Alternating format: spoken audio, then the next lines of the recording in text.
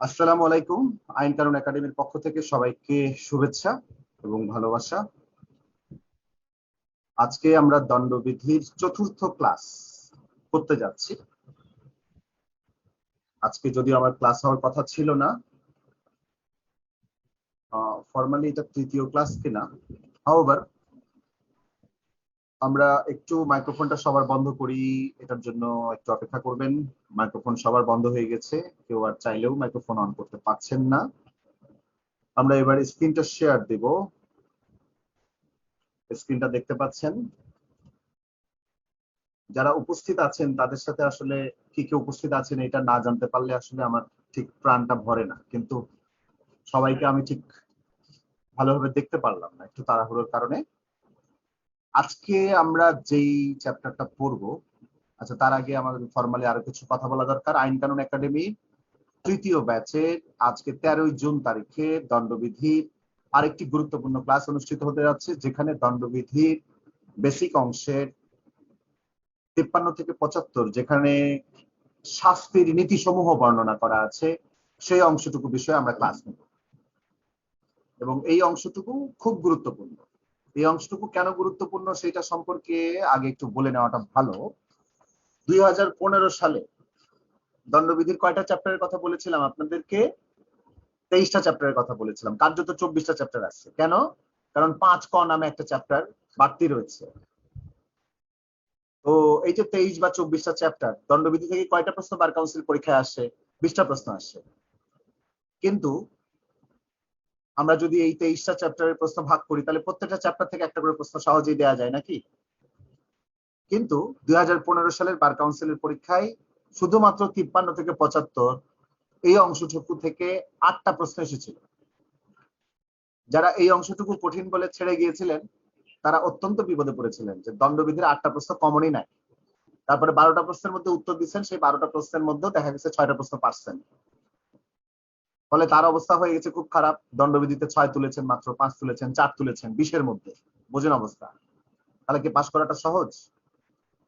তো দণ্ডবিধির এই চ্যাপ্টারটা সেই কারণে খুব গুরুত্বপূর্ণ, যেখান থেকে টপাটপ অনেকগুলো প্রশ্ন চলে আসতে পারে, এটা অস্বাভাবিক কিছু না। তো আমরা দণ্ডবিধির এই অংশটুকু আজকে পড়ব। এই অংশটুকু পড়ার জন্য আমরা শুরুতেই দণ্ডসমূহ নামে ধারা 53 শুরুর ধারা, সেই ধারায় বলেছে এই ধারার বিধানসমূহ অনুযায়ী অপরাধীগণ যেই যেই দণ্ডে দণ্ডনীয় হবেন তা হচ্ছে মৃত্যুদণ্ড, যাবজ্জীবন কারাদণ্ড, তৃতীয়টা বাতিলকৃত, মানে তার মানে এটা গোনার মধ্যে ধরার দরকার নাই। চতুর্থত কারাদণ্ড, মানে যে কোনো রকমের মেয়াদি কারাদণ্ড, যা কিনা দুই প্রকারের হতে পারে, একটা সশ্রম হতে পারে আর একটা বিনাশ্রম হতে পারে। পঞ্চমত সম্পত্তি বাজেয়াপ্ত করা। ষষ্ঠত অর্থদণ্ড বা জরিমানা। ষষ্ঠত হলো কার্যত তৃতীয় নাম্বারটা বাতিল হওয়ার কারণে দণ্ডবিধিতে কয় প্রকারের শাস্তির উল্লেখ আছে? 5 প্রকারের শাস্তির উল্লেখ আছে। এই কমন এবং সহজ প্রশ্নটাই বার কাউন্সিলে একাধিকবার এসেছে। দণ্ডবিধিতে কয় প্রকারের শাস্তির উল্লেখ আছে?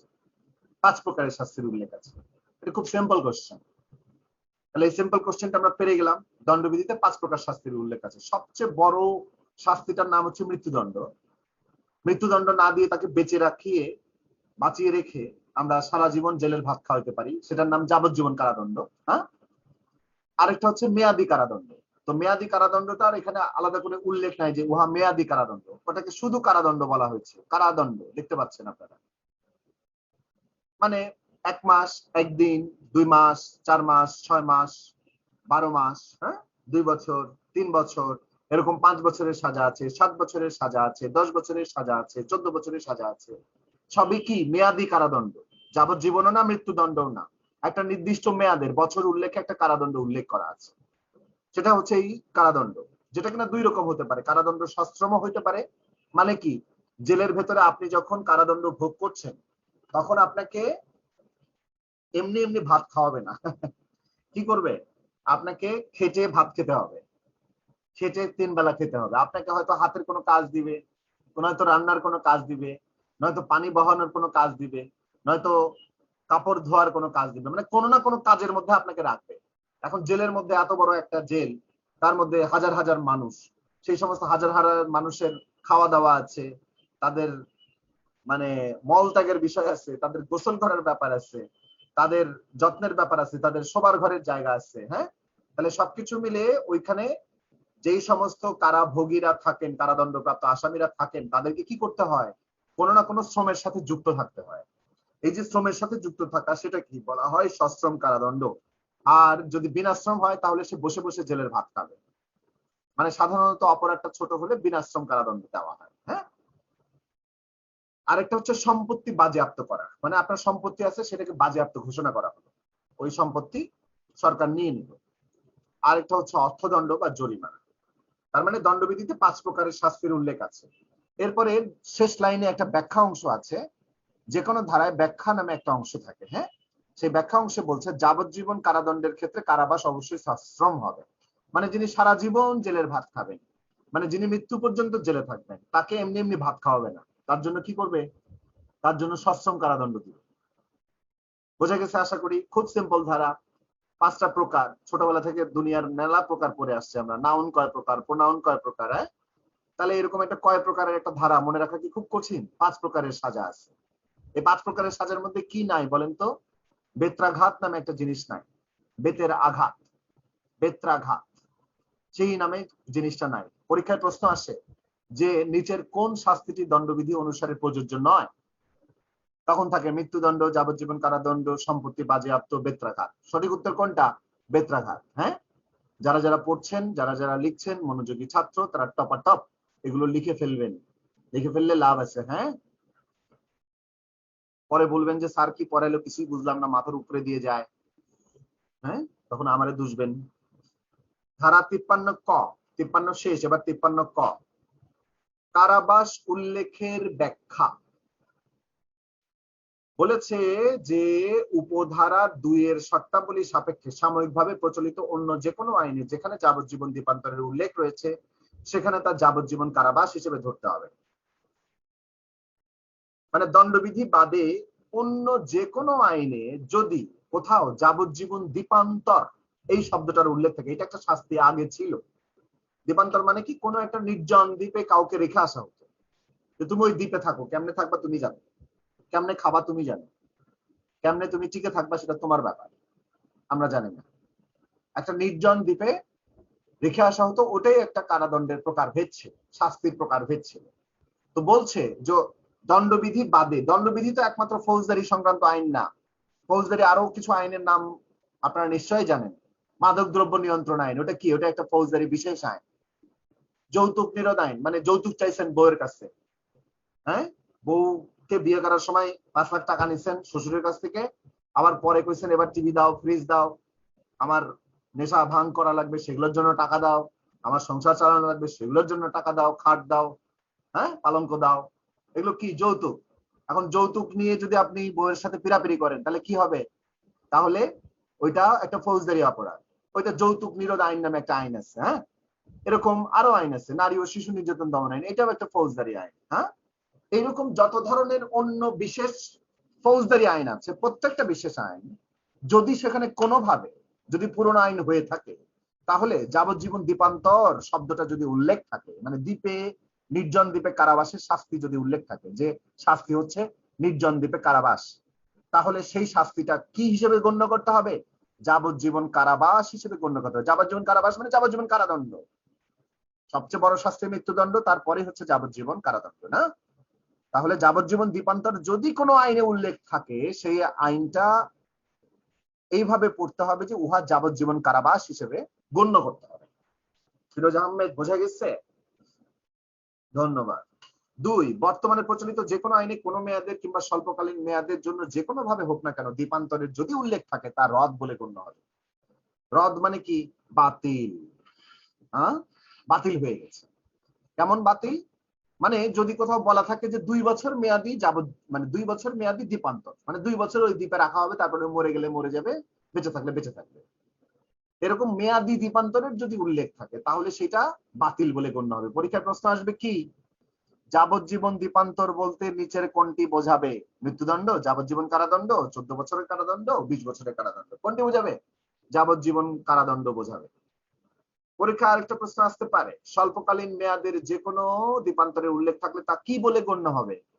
তখন কি করতে হবে? উত্তরটা কি হবে? তখন উত্তরটা হবে তা রদ বলে গণ্য হবে, বাতিল বলে গণ্য হবে। ওকে, কথা ক্লিয়ার নাকি ভেজাল? কথা ক্লিয়ার।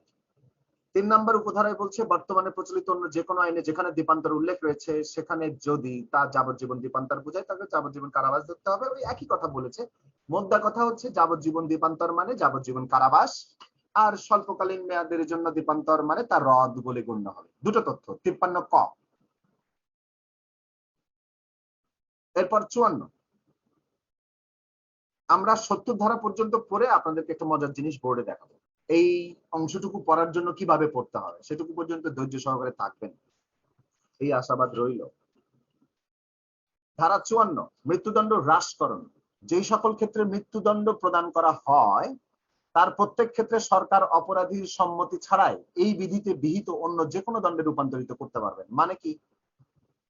মানে হচ্ছে সরকার অপরাধীর সম্মতি ছাড়াই মৃত্যুদণ্ড প্রদান করা হয়েছে এরকম আসামিকে অন্য যে কোনো দণ্ডে রূপান্তরিত করতে পারবে। মানে সরকার, কে? সরকার, রাষ্ট্রপতি না, কিন্তু সরকার কি করতে পারবে? মৃত্যুদণ্ড দেওয়া হয়েছে, যদিও এগুলো কেউ অন্যভাবে নিয়েন না, সরকারি দল সাধারণত এগুলো করে থাকে। কি করে থাকে? কারো মৃত্যুদণ্ড দিয়েছে সরকারি দলের কোনো কর্মী না নেতা, তখন কি করে সরকার? তার শাস্তি কমিয়ে বললো মৃত্যুদণ্ড চলবে না, 1 বছর জেল খেটে বেরিয়ে আসো। হ্যাঁ, এরকম করে করে তো না, স্বজন প্রীতি করে, এটাও তো একটা দুর্নীতির অংশ। এই যে এই কারণে এটা আইনের মধ্যে আছে, আইনেই সেই বিধান রয়েছে মৃত্যুদণ্ড হ্রাসকরণ। কারো মৃত্যুদণ্ড দেওয়া হয়েছে, সরকার চাইলে সেই মৃত্যুদণ্ড কমিয়ে দণ্ডবিধিতে বর্ণিত অন্য যে কোনো শাস্তিতে তা রূপান্তর করতে পারে। ধারা 54 ক্লিয়ার? আচ্ছা, এরপর বলছে ধারা 55 দেখবো আমরা। বলছে যাবজ্জীবন কারাদণ্ড হ্রাসকরণ। 55, যাবজ্জীবন কারাদণ্ড প্রদান করা যেতে পারে এমন প্রত্যেক ক্ষেত্রে সরকার অপরাধীর সম্মতি ছাড়াই উক্ত দণ্ডকে যে কোনো বর্ণনায় অনূর্ধ্ব 20 বছর মেয়াদী সশ্রম বা বিনাশ্রম কারাদণ্ডে দণ্ডিত করতে পারবে। মানে কি? যাবজ্জীবন কারাদণ্ড প্রাপ্ত হয়েছে, যাবজ্জীবন কারাদণ্ড মানে সাধারণত আমরা কি বুঝি? যতদিন জীবন বেঁচে আছে। জীবন বেঁচে থাকা মানে যতদিন হার্ট বিট আছে, তার হার্টবিট শেষ হয়ে যাবে অমনি জেল থেকে তাকে বের করানো হবে, তার আগে না। যাবজ্জীবন কারাদণ্ড, মৃত্যু পর্যন্ত কারাদণ্ড। কিন্তু যাবজ্জীবন কারাদণ্ড হ্রাস করার ক্ষেত্রে সরকারকে একটা পলিসি মেনে চলতে হবে। মানে যাবজ্জীবন কারাদণ্ড হ্রাস করতে গিয়ে কোনো ইয়ারকি মারা চলবে না।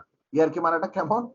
যাবজ্জীবন কারাদণ্ড হ্রাস করলো, তারপরে বললো যে 40 বছর পর্যন্ত আপনার কারাদণ্ড থাকবে, 30 বছর পর্যন্ত কারাদণ্ড থাকবে, এইটা বলা যাবে না। বলতে হবে যে 20 বছর মেয়াদি, সর্বোচ্চ 20 বছর মেয়াদি কারাদণ্ড দিতে হবে। যাবজ্জীবন কারাদণ্ড যদি কমাইতেই হয় তাহলে 20 বছর পর্যন্ত কমাইতে হবে, 20 বছরের উপরে যাওয়া যাবে না। বলা যাবে না যে আপনি 21 বছর কারাদণ্ড ভোগ করেন, আপনার কমাই দিলাম, এইটা বলা যাবে না। কি বলতে হবে? বলতে হবে 20 বছরের কারাদণ্ড, অথবা 20 বছরকে বলতে পারে 2 বছর, তাতে অসুবিধা নেই, অথবা 2 মাস বলতে পারে, অথবা 2 দিন বলতে পারে, বাট এটা 20 বছরের বেশি হবে না। কমানোর ক্ষেত্রে কোনো ইয়ারকি মারা চলবে না। ইয়ারকি মারতে হলে কি করতে হবে?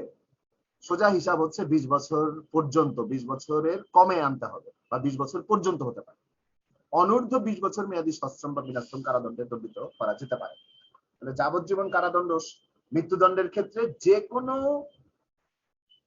কারাদণ্ডে রূপান্তর করতে পারে, আর যাবজ্জীবন কারাদণ্ডের ক্ষেত্রে সেটাও যে কোনো কারাদণ্ডে রূপান্তর করতে পারে, বাট সেটা 20 বছরের বেশি হবে না।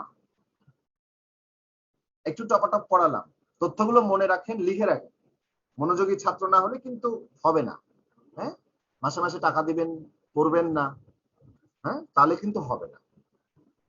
ধারা 55 ক বলছে রাষ্ট্রপতির বিশেষ অধিকার সংরক্ষণ।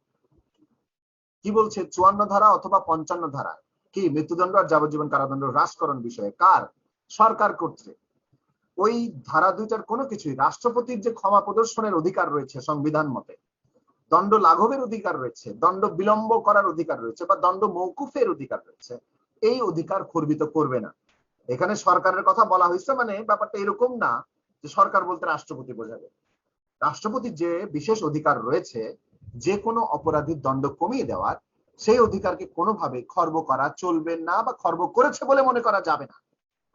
54 আর 55 ধারা পড়ে আপনি ধেই ধেই করে নাচলেন যে এটা তো সরকারের এই ক্ষমতা আছে, রাষ্ট্রপতির তাহলে ক্ষমতা নাই, ব্যাপারটা এরকম মনে করা চলবে না। অর্থাৎ রাষ্ট্রপতির যে ক্ষমতা, সেই ক্ষমতাই রয়ে গেছে, এখানে সরকারকে আলাদা করে ক্ষমতা দেওয়া হয়েছে। সরকার মানে কি? প্রধানমন্ত্রী সহ সংসদের যে সরকার, সেই সরকারকে ক্ষমতা দেওয়া হয়েছে। 54 এবং 55 ধারায় মৃত্যুদণ্ড এবং যাবজ্জীবন কারাদণ্ড হ্রাস করার ক্ষেত্রে, অন্য কোনো মেয়াদী কারাদণ্ড হ্রাস করার ক্ষেত্রে সরকারকে ক্ষমতা দেওয়া হয়নি, এইখানে যতটুকু আমরা বুঝতে পারি। ওকে, 55 কতে এসে রাষ্ট্রপতির বিশেষ অধিকার সংরক্ষণ করেছে। তাহলে আমরা 53 ধারায় জানলাম যে দণ্ডবিধিতে 5 রকমের শাস্তি বর্ণনা করা আছে। আরেকটা বিশেষ তথ্য জানলাম যে যাবজ্জীবন কারাদণ্ড সর্বদাই সশ্রম হবে। 53 কতে এসে জানলাম যে যদি কোথাও যাবজ্জীবন দ্বীপান্তর নামে একটা শাস্তির উল্লেখ থাকে, যে শাস্তিটা অনেক আগে প্রচলিত ছিল, সেরকম একটা শাস্তি যদি উল্লেখ থাকে, তাহলে সেই শাস্তিটাকে যাবজ্জীবন কারাবাস বলে গণ্য করতে হবে। আর যদি কোনো মেয়াদী কারাদণ্ডের উল্লেখ থাকে, তাহলে সেটা কি হবে? রদ বলে বা বাতিল বলে গণ্য হবে। তাহলে 53 আর 53 ক দুইটা জোড়া ধারা আকারে একটু পড়া যায়, তাই না? কাছাকাছি জিনিস। একটা পলিসি বর্ণনা করেছে, 5টা শাস্তি বর্ণনা করেছে। 53 আর মানে 53 কতে এসে কিন্তু আবার কি বলছে? বলছে যে যাবজ্জীবন দ্বীপান্তরের ক্ষেত্রে কি মানে পলিসি নেওয়া হবে, কিভাবে সেটাকে পাঠ করতে হবে, না? তাহলে 53 আর 53 ক জয়েন্টলি পড়তে হবে। তারপরে 54, 55 এবং 55 ক, এই তিনটা ধারা আবার একসাথে পড়তে হবে। 54তে বলছে সরকার মৃত্যুদণ্ড কমাতে পারে, 55তে বলছে সরকার যাবজ্জীবন কারাদণ্ডও কমাতে পারে। সেখানে একটা বিশেষ শর্ত আছে, তাই তো? বিশেষ শর্তটা কি? যেটা কিনা 20 বছরের বেশি হবে না, 20 বছরের কমাইতে হবে। আর 55 কতে এসে বলছে সরকার তো সরকারের মতো 54 আর 55তে তার কার্য পরিধি বা তার ক্ষমতা প্রয়োগ করছেন, কিন্তু তার এই ক্ষমতা প্রয়োগ মানে এইটা না যে রাষ্ট্রপতির যে বিশেষ অধিকার রয়েছে, রাষ্ট্রপতির পার্সোনালি যে বিশেষ ক্ষমতা রয়েছে, সেই ক্ষমতাকে কোনোভাবেই 54 আর 55 ধারার ক্ষমতা দিয়ে খর্ব করা যাচ্ছে না। তাহলে এই তিনটা ধারা, প্রথমে দুইটা ধারা আর পরে তিনটা ধারা, এদেরকে একসাথে করে নিয়ে পড়তে হবে। ঠিক আছে? আচ্ছা, এখানে ভর্তি না হওয়া অনেক ছাত্র আছেন, তাদেরকে অনুরোধ, আজকে ভর্তি লাস্ট ডেট ছিল, আপনারা প্লিজ কালকের মধ্যে ভর্তি হয়ে যাবেন যদি পড়তে ইচ্ছা করে। আর যদি না পড়তে ইচ্ছা করে সাফ সাফ জানিয়ে দিতে পারেন, একটা এসএমএস করে দেবেন যে স্যার আমি আর পড়বো না, আপনাদের মেসেজ আর ভালো লাগে না। আমরা বহু ছাত্রকে এসএমএস করেই যাচ্ছি যে আপনারা যেহেতু একবার বলেছিলেন যে আপনারা ভর্তি হতে চান, আমরা আশা করছি যে আপনারা ভর্তি হবেন। আমরা 15 তারিখ পর্যন্ত সময় দিয়েছি, আজকে 13 তারিখ, কালকে 14 তারিখ, কালকের পরে আর কোনো ভর্তি চলবে না। ভর্তি হতে হলে আবার পরের মাসে মাঝামাঝি পর্যায়ে যখন ফৌজদারি কার্যবিধি শুরু করবে তখন ভর্তি হতে হবে। আবার 53 ক জোড়া ধারা, 54, 55 এবং 55 ক এই তিনটা ত্রয়ী ধারা, এই দুইটা স্লট আর তিনটার স্লট, এইটুকু মনে রাখেন, ভুলবেন না আশা করি। নাকি ভোলার কি কোনো সুযোগ আছে? হ্যাঁ, ভোলার সুযোগ নাই। লিটন রহমান, হ্যাঁ মাথা ঝাঁকাচ্ছেন, অনেক ধন্যবাদ। আমরা এখন দেখব এর পরের ধারা। আমি ভাবছিলাম যে পড়াতে পড়তে অনেক সময় লাগবে, কিন্তু না, অত সময় লাগছে না। ধারা 57, 57 খুব গুরুত্বপূর্ণ ধারা। কি বলছে? বলছে দণ্ডের মেয়াদ সমূহের ভগ্নাংশ সমূহ, ইংরেজিটা হচ্ছে fractions of terms of punishment. কি বলছে? দণ্ডের মেয়াদ সমূহের ভগ্নাংশ সমূহ হিসাব করার ক্ষেত্রে যাবজ্জীবন কারাবাসকে 30 বছর মেয়াদী কারাবাসের সমতুল্য বলে গণ্য করতে হবে।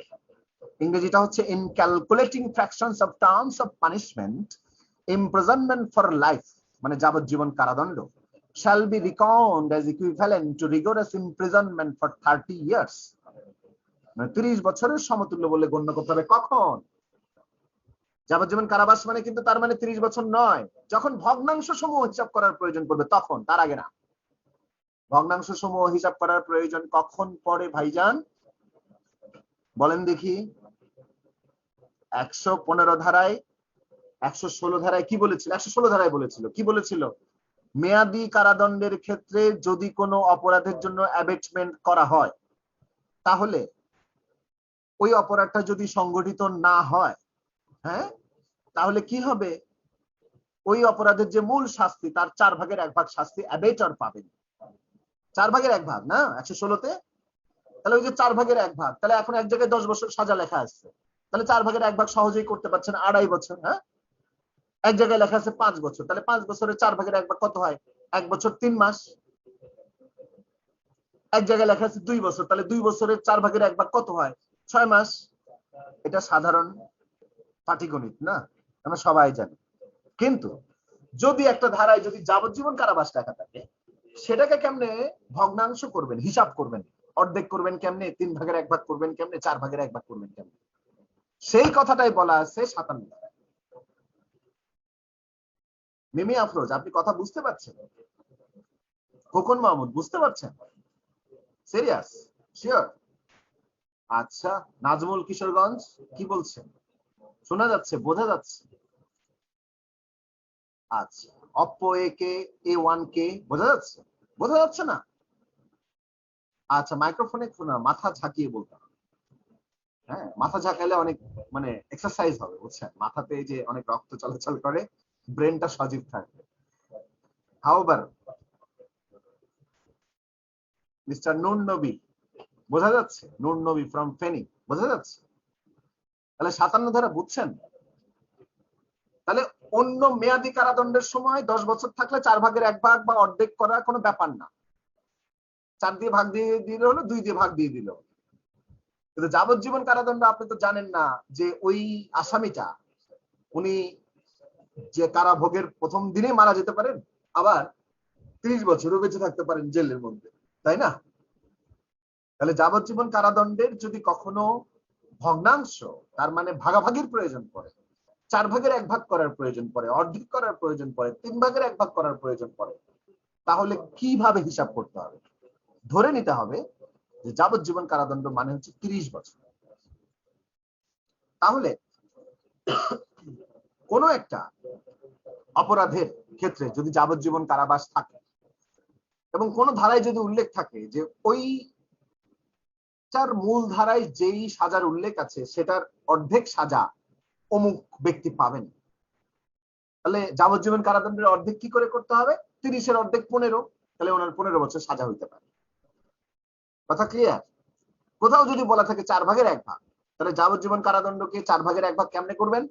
ওই 30 বছর ধরে নিয়ে 30কে 4 দিয়ে ভাগ করবেন, তাতে কত হয়? 7.5 বছর হয়। 4 7 28, আর half half half half half, এরকম করে 30 বছর পূর্ণ হয়, তাহলে 7.5 বছর, 4/1। তাহলে যাবজ্জীবন কারাদণ্ডকে যদি ভগ্নাংশে হিসাব করার প্রয়োজন পড়ে, তাহলে সেটাকে 30 বছর বলে গণ্য করতে হবে। আমি একটু চিৎকার করে কথা বলছি, একটু মাইক্রোফোন বোধহয় আপনাকে মানে হেডফোনটা একটু সরে নিয়ে কথা শুনতে হচ্ছে, আমি দুঃখিত। মানে আমি একটু মানে অনেক সময় ফর্মে থাকলে যেটা হয়, মানে ফর্মটাকে রাখতে হয়, ফর্মটা না রাখলে আবার ক্লাসটা জমে না। হ্যাঁ, মানে আমার ফর্মটা গুরুত্বপূর্ণ নিঃসন্দেহে, না অনেক সময় হয়তো মানে ফর্মটা পড়ে গেলে দেখবেন যে আমি কত মরা ক্লাস নেই, তখন ভাববেন যে না এই স্যারের কাছে আর জীবনে পড়ুন না, এরকম মনে হবে। হ্যাঁ, সব দিন তো একই পারফরমেন্স হয় না, না স্বাভাবিক। মানে কোনোদিন রান্নায় লবণ বেশি হয়ে যেতে পারে, কোনোদিন ভালোবাসাতেও মানে লবণ বেশি হয়ে যেতে পারে, ফলে ব্যাপারটা একটু হিসেব করে নিতে হবে। ভালো মন্দ মিলায় মানুষ। হ্যাঁ, আমার মধ্যে ভালো আছে মন্দও আছে, এই বিবেচনা বোধ না থাকলে কিন্তু ভাই পড়া যাবে না। আমিও আপনাদের প্রতি এই বিবেচনা বোধ রাখি। হ্যাঁ, আর উকিল হচ্ছেন, উকিল হলে বিবেচনা বোধ সবচেয়ে বেশি থাকতে হয়, কথায় আছে। কিন্তু যদিও উকিলরা বিবেচনা বোধে সবচেয়ে কাঁচা, বিশেষ করে ডট ডট।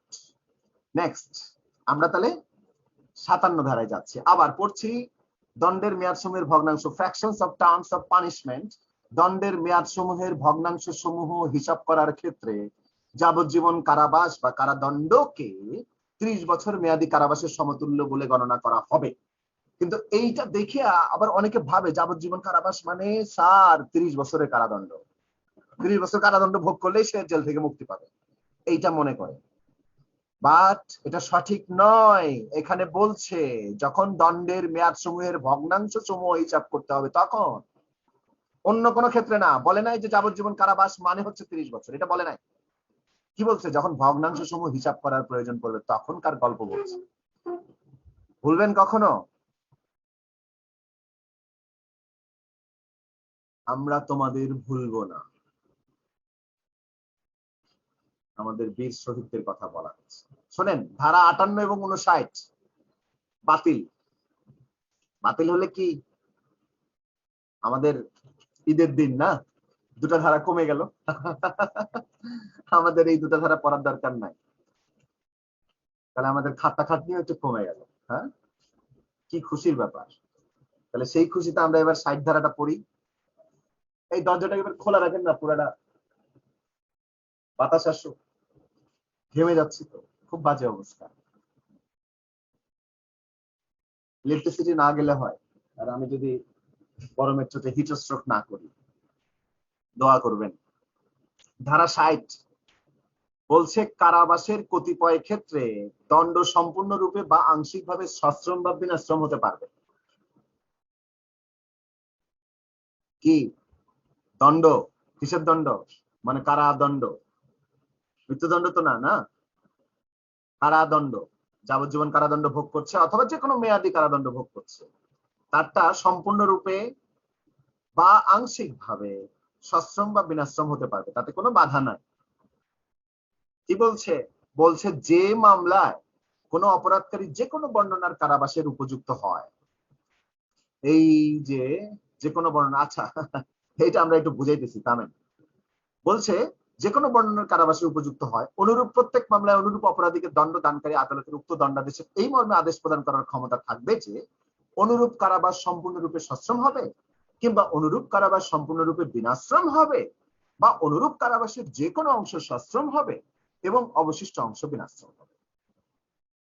ইংরেজিটা কি? ইংরেজিটা একটু পড়তে হবে কষ্ট করে, না বুঝলেও।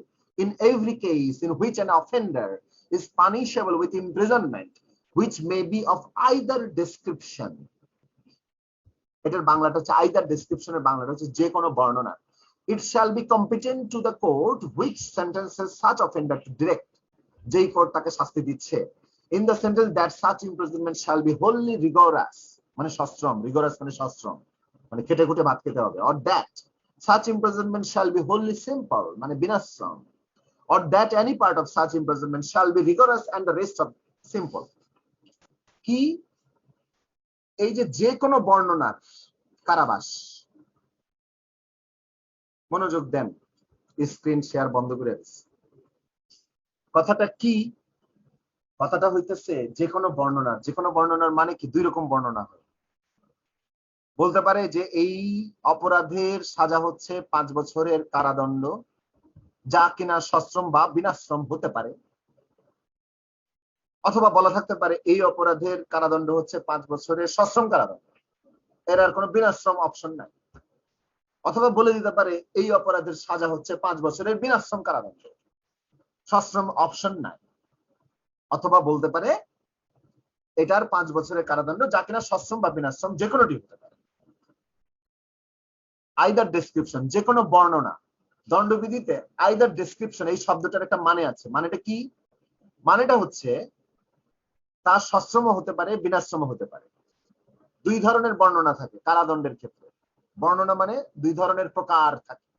আমরা পড়েছি না 53 ধারায়, কারাদণ্ড যা কিনা দুই রকম হতে পারে, একটা সশ্রম হতে পারে, একটা বিনাশ্রম হতে পারে। ওইটারই কথা বলতেছে যে আইদার ডেসক্রিপশন মানে যে কোনো বর্ণনার হতে পারে। যে কোনো বর্ণনা মানে হচ্ছে সশ্রম হতে পারে, বিনাশ্রম হতে পারে। ধারায় বলছে যে ধারায় উল্লেখিত যে ধরনের শাস্তির উল্লেখ আছে তার যে কোনোটি কোর্ট প্রদান করতে পারে। কোন কোর্ট প্রদান করবে? যে কোর্ট শাস্তি দিবে সেই কোর্ট প্রদান করবে। যেই কোর্টে মামলা চলমান আছে উনি যখন রায় দিচ্ছেন উনি তখন বলবেন যে এইটা সশ্রম হবে,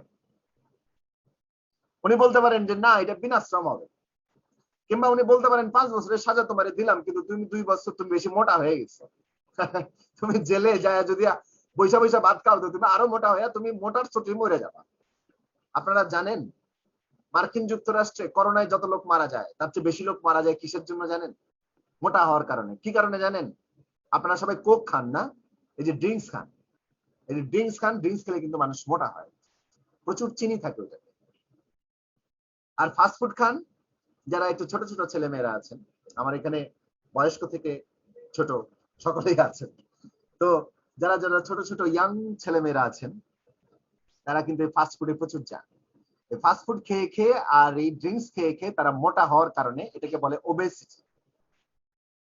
এই ওবেসিটি হওয়ার কারণে মার্কিন যুক্তরাষ্ট্রে করোনার চেয়ে বেশি রোগী মারা যায় বছরে। হ্যাঁ, তো ধরা যাক যে কোন একজন দণ্ডিত আসামি, তিনি অত্যন্ত স্থূলকায়। তখন কি হলো, আদালত বলল যে আপনি প্রথম 3 বছরে সশ্রম কারাদণ্ড ভোগ করবেন, আর পরের 2 বছর বিনাশ্রম কারাদণ্ড ভোগ করবেন, অসুবিধা নাই। তাহলে খেটে খুটে থাকবেন, শরীরটাও ভালো থাকবে, তাই না? তো আদালত কি বলতে পারে? বলতে পারে যে এইটুকু সশ্রম হবে, এইটুকু বিনাশ্রম হবে, অথবা পুরোটাই সশ্রম হবে, অথবা পুরোটা বিনাশ্রম হবে। এটা কার এখতিয়ার? যে আদালত শাস্তি দিচ্ছে তার এখতিয়ার, উনি বলতে পারেন। উনি কি একা একা বলতে পারেন? না, পারেন না।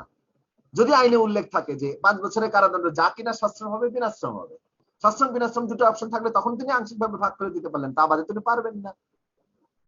তা বাদে অন্য কোনো বিবেচনায় দিতে পারেন যে অতি বৃদ্ধ আসামি, তাহাকে সশ্রম কারাদণ্ড দেওয়াটা অত্যন্ত অমানবিক।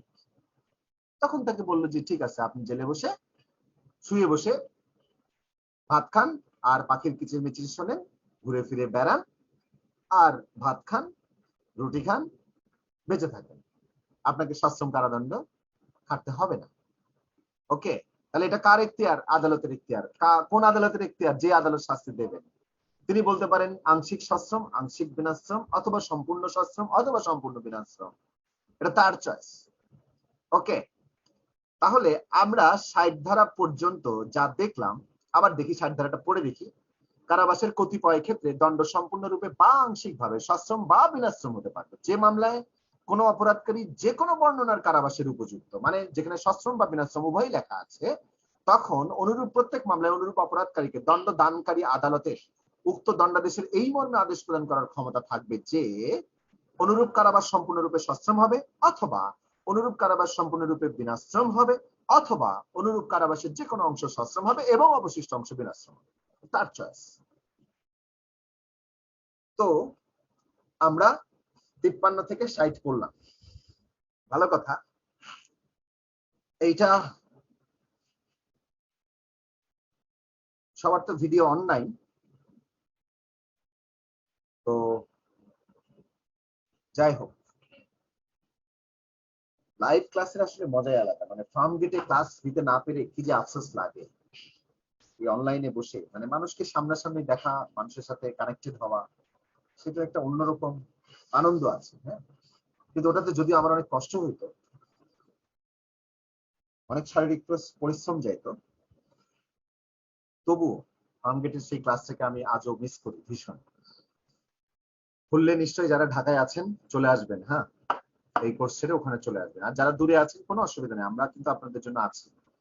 যতদিন পর্যন্ত দায়িত্ব নিতে প্রতিজ্ঞাবদ্ধ হয়েছি ততদিন পর্যন্ত অবশ্যই থাকবে, এতে কোনো সন্দেহ নেই। আমরা এবার একটু বোর্ডে যাব।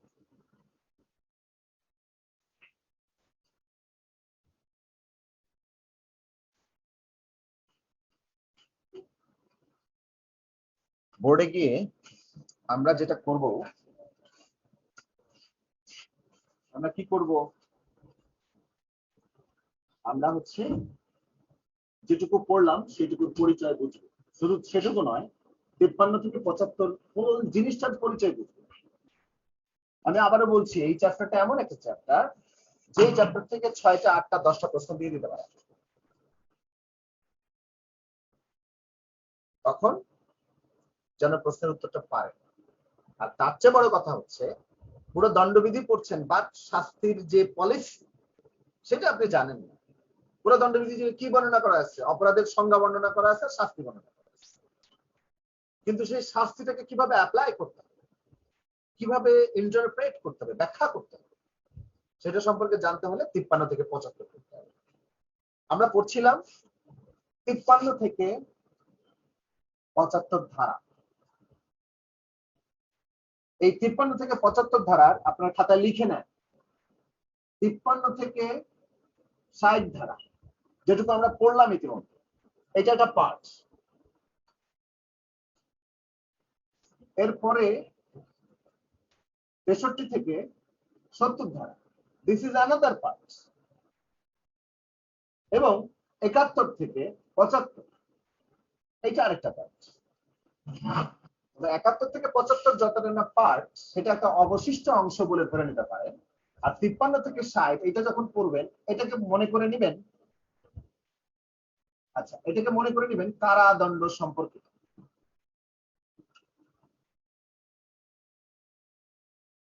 যদিও আইনে এরকম কিছু বলার না, তাতে কোনো অসুবিধা নাই, ওটাকে মনে করে নেবেন কারাদণ্ড সম্পর্কিত 53 থেকে 60। আর 63 থেকে 70 কি? অর্থদণ্ড সম্পর্কিত। 71 থেকে 75 কি? এখানে নির্জন কারাবাস সহ আরো বেশ কিছু বিষয় আছে, এটাকে বলতে পারেন বিবিধ।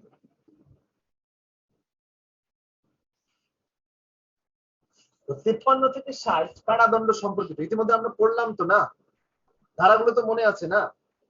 আমরা ধারাগুলো লিখবো এখন পড়বো, কিন্তু এই মেজর বিভক্তিটা আপনাকে মনে রাখতে হবে। আমি পেনাল কোড কিভাবে পড়তে হবে সেটা সম্পর্কে আলোচনা করেছিলাম, আপনাদের নিশ্চয় মনে আছে।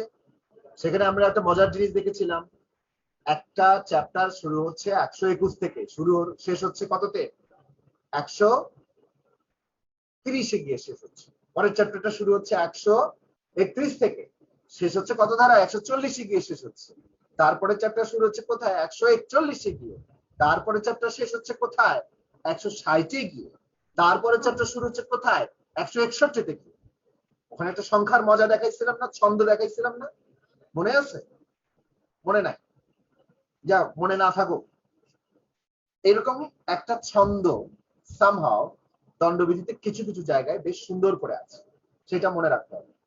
এখন দণ্ডবিধি 53 থেকে 75 এই রেঞ্জের মধ্যে কোনো বিশেষ ছন্দ নাই, বাট এইখানে আপনি একটা ছন্দ আবিষ্কার করতে পারেন। 53 থেকে যে ধারাটা শুরু হয়েছে সেটা শেষ হয়ে গেছে 60 ধারায়, যেটা শেষটা হচ্ছে 0, শুরুটা হচ্ছে 3 এককের ঘর। অর্থ মানে এটা কারাদণ্ড সম্পর্কিত। পরেরটা হচ্ছে অর্থদণ্ড সম্পর্কিত, আবার শুরু হচ্ছে 63 থেকে, শেষ হয়েছে 70-এ গিয়ে, 0 শেষ। এটুকু মনে রাখতে পারবেন না? শাস্তি চ্যাপ্টার শুরু হয়েছে 53 থেকে, 60-এ গিয়া অর্থদণ্ড, দুঃখিত, কারাদণ্ড সম্পর্কিত আলোচনা শেষ। 63-তে গিয়ে অর্থদণ্ড শুরু হয়েছে, 70-এ গিয়ে এটা আলোচনা শেষ। খুব কি কঠিন কিছু? আর বাকি থাকলো কত? 6টা পাখি ছিল, একটা পাখি উড়ে গেল, বাকি থাকলো 5টা, না? এটা তো ছোটবেলার জিনিস। বাকি থাকলো 71 থেকে 75, এটা বিবিধের মধ্যে ফেলে দিলেন, অসুবিধা কি? এখন এইটুকুর মধ্যে আমরা কোনটুকু পড়লাম? 53 থেকে 60 পড়লাম। 53 থেকে 60-এর মধ্যে কি বুঝলাম? ঘটনাটা কেমন বুঝলাম? 53 ক, এই দুটা জোড়া ধারা, এটা শাস্তির প্রকার, এটা হচ্ছে যাবজ্জীবন দ্বীপান্তর বা দ্বীপান্তর বিষয়ে আলোচনা করা আছে। তারপরে কি 54, 55 এবং 55 ক, কি এগুলো? এগুলো সবই রাষ্ট্রকরণ সম্পর্কিত। এটা সরকার, এটা সরকার, এটা রাষ্ট্রপতি। খুব কি কঠিন? খুব কি এলোমেলো? খুবই সহজ। এই সহজ জিনিস যদি মনে রাখতে না পারেন তাহলে কি করে ওকালতি করবেন? তারপরে কি মিস্টার 57 ধারা, কে 57 ধারা একাই 100, যাবজ্জীবন কারাবাসকে কিভাবে হিসাব করতে হবে সেটা সম্পর্কে বলেছে। তারপরে কে 60 ধারা, তাহলে 57-কে আলাদা ধরেন, 60-কে আলাদা ধরেন, অসুবিধা তো নাই। কিন্তু আপনি তো এই স্ট্রাকচারালি এগোলেন 53 ক, 54, 55, 55 ক, তবে 57 আলাদা, 60 আলাদা। কারাদণ্ড সম্পর্কিত ধারাগুলো শেষ। কারাদণ্ড 5 প্রকার। যাবজ্জীবন দ্বীপান্তরের ক্ষেত্রে পলিসিটা কি হবে? 54-তে বলছে সরকার মৃত্যুদণ্ড কমাইতে পারে, 55-তে বলছে সরকার যাবজ্জীবন কারাদণ্ড কমাইতে পারে, 55 কতে বলছে সরকার যতই কমা রাষ্ট্রপতির যে ক্ষমতা সেই ক্ষমতাই রয়ে গেল। 57-তে বলছে যাবজ্জীবন কারাদণ্ডের যদি কখনো ভাগাভাগি করার প্রয়োজন পড়ে, অর্ধেক, 4 ভাগের 1 ভাগ, 3 ভাগের 1 ভাগ, তাহলে কি হবে? সেটাকে 30 বছর মেয়াদি গণ্য করে নিয়ে হিসাব করতে হবে। সিম্পল, বলে দিয়েছে সংখ্যাটা, বছরটা। আর 60-এ বলছে সশ্রম না বিনাশ্রম, ওইটা কেমনে কি হবে, দণ্ড প্রদানকারী আদালত কেমনে কি দিবে সেটি সম্পর্কে। খুব কঠিন কিছু? যিনি বোঝেন নাই তিনি একটু যদি সাহস করে হাত তোলেন, আমি অত্যন্ত খুশি হব। আমি একটু দাঁড়ান, গ্যালারি ভিউ আসি।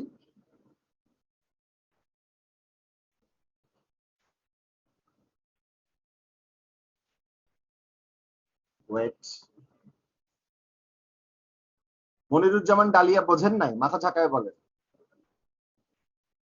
বোঝেন নাই, মনোযোগ দেন নাই সম্ভবত। রাবিয়া আক্তার বোঝেন নাই?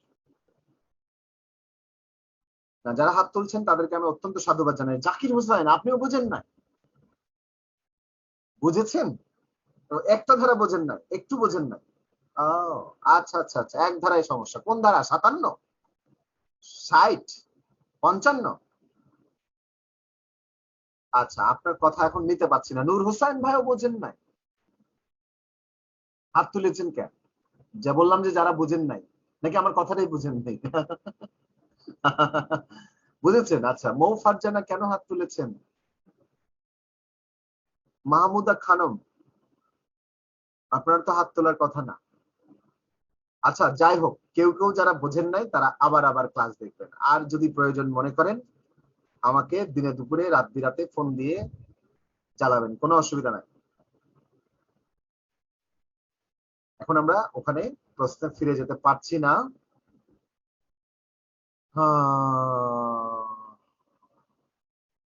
ধারা 55 রিপিট ধীরে বললে সহজে বোঝা যেত। মনিরুজ্জামান ডালিয়া একটা ভালো কথা বলেছেন, বলেছেন পড়তে হবে স্যার। আসলেই তো স্যার, পড়তে হবে আপনাদের। আপনারা যদি না পড়েন, কালকে তো বলেই দিলাম। আপনারা যদি নিজেরা না পড়েন তাহলে তো হবে না, আপনাদেরকে পড়তে হবে। আচ্ছা, আমরা এখন যদি ঘড়ির সময় দেখি 8:12 বাজে, আমরা শুরু করতে বোধহয় 7:27 বাজিয়ে দিয়েছি। তা আমরা তো মনে হয় যে আরো কিছু করতে পারি, তারপরে একটু বিরতি নিতে পারি যদি প্রয়োজন হয়, তাই না?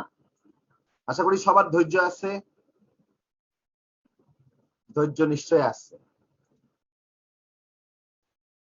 ব্রেক দিলে আসলে একটু আমরা ব্রেকেই পড়ে যাব। 60 নংটা আরেকটু আলোচনা করলে ভালো হয় ভাই। 60 নংটা খুব সোজা।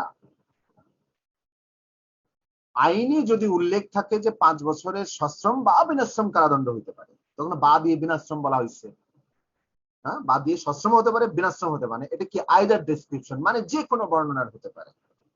কারাদণ্ড দিবে বুঝলাম, 2 বছর, 3 বছর, 5 বছর, 7 বছর, 10 বছর, হোয়াট এভার কারাদণ্ড দিবে বুঝলাম, বাট সেই কারাদণ্ডের ক্ষেত্রে উল্লেখ আছে তার সশ্রম হতে পারে, বিনাশ্রম হতে পারে। তখন কোর্ট কি করবে? সশ্রম দিবে না বিনাশ্রম দিবে? তখন কোর্ট বলতে পারে পুরোটাই সশ্রম, যান খাইটা খান। বলতে পারে যে না, পুরাটাই বিনাশ্রম, যান বৈশা খান। বলতে পারে যে না, 5 বছরের কারাদণ্ড দিলাম, তার মধ্যে 3 বছর কারাদণ্ড সশ্রম খাটবেন, আর বাকি 2 বছর বৈশা বৈশা খাবেন। এটাও বলতে পারে। এই কথাটাই বলেছে, এবং এই কথাটা এটাও বলেছে যে এটা কোর্ট দিতে পারবে, দণ্ড প্রদানকারী আদালত দিতে পারবে। আমার এমসিকিউ বইয়ে এই প্রশ্নটা আছে যে একটা কারাবাস সম্পূর্ণরূপে সশ্রম না আংশিক রূপে সশ্রম হবে কিনা তা কোন আদালত নির্ধারণ করে থাকেন? হাইকোর্ট, জাজ কোর্ট, ম্যাজিস্ট্রেট কোর্ট, না দণ্ড প্রদানকারী আদালত? উত্তর হচ্ছে দণ্ড প্রদানকারী আদালত। এই হচ্ছে 60 ধারা। 57 ধারাটা আর বোঝানোর কিছু নাই। দণ্ডবিধিতে কিছু কিছু জায়গায় মূল যে কারাদণ্ড, সেই কারাদণ্ডকে ভাগাভাগি করার প্রয়োজন পড়ে। 2 ভাগ করার প্রয়োজন পড়তে পারে, 4 ভাগ করার প্রয়োজন পড়তে পারে, 3 ভাগ করার প্রয়োজন পড়তে পারে। তখন কি হবে? যখন যাবজ্জীবন কারাদণ্ড থাকবে, যাবজ্জীবন কারাদণ্ড তখন কয় বছর হয় সেটা তো কেউ জানে না। এটা তো আনসার্টেইন, খোদা তাআলা জানে। খোদা তাআলার কাছ থেকে তো আর আমরা জানতেও পারছি না। উনি কোনো চিঠিও দেবেন না, সার্কুলারও দেবেন না। তাহলে কি আমাদেরকে একটা জিনিস ধরে নিয়ে কাজ করতে হবে? ধরে নিতে হবে যে 30 বছর। 30 বছরের যদি অর্ধেক করার প্রয়োজন হয় তাহলে 30 বছর ধরো যাবজ্জীবন কারাদণ্ড। যদি 4 ভাগের 1 ভাগ করার প্রয়োজন হয় তাহলে 30 বছর ধরে 4 ভাগের 1 ভাগ করো। যদি 5 ভাগের 1 ভাগ করার প্রয়োজন তাহলে 30 বছর ধরে 5 ভাগের 1 ভাগ করো। ব্যাস। একজন লিখেছে 53 ধারা পাইনি, তাই সংক্ষেপে আলোচনা করবেন স্যার। কেন স্যার? 7:20 টাইম দেওয়া ছিল। আপনি আসলেন, আমি ক্লাস শুরুই করলাম 7:27। আপনি তারও পরে আসলেন, এসে দেখলেন 53 ক আলোচনা হচ্ছে। তাহলে পরে কি আবদার মানা যায়? আচ্ছা, আবদারটা ভালো, ঠিক আছে, ওটা ধারাটা পড়েন। মানে আপনারা কি কি কি কি চান? আপনারা কি চান? আপনারা কি এটাই চান যে আমি সবকিছু গুলিয়ে গুলিয়ে খাইয়ে দিব। 53 ধারার মধ্যে সহজ ধারা আর নাই। 53 থেকে 75-এর মধ্যে সবচেয়ে সহজ ধারাটা হচ্ছে 53 ধারা। ভার্ব কয় প্রকার? 2 প্রকার। ছোটবেলা থেকে এগুলো পড়ে আসছে। লিঙ্গ কয় প্রকার? 2 প্রকার। বচন কয় প্রকার? 2 প্রকার। পড়ে আসছেন না? এরকম দণ্ড কয় প্রকার? 5 প্রকার। সিম্পল কথা ভাই। মৃত্যুদণ্ড, যাবজ্জীবন কারাদণ্ড, মেয়াদি কারাদণ্ড, সম্পত্তি বাজেয়াপ্ত এবং জরিমানা। এই 5 প্রকারের কারাদণ্ড আমরা আলোচনা করতে হবে। আচ্ছা, কেউ কেউ বলছে প্লিজ স্টার্ট ফ্রম 63। মানে তারা একটু বোর হচ্ছেন যে আমি কেন আলোচনার বাইরে এই সমস্ত কথা বলছি। শোনেন, কথাই হচ্ছে কথা টান। হ্যাঁ, কথার পিঠে কথা চলে আসে। হ্যাঁ, তো ফলে কথার পিঠে কথা একটু আসবে। মাঝে মাঝে অপ্রাসঙ্গিক কথাও আসবে।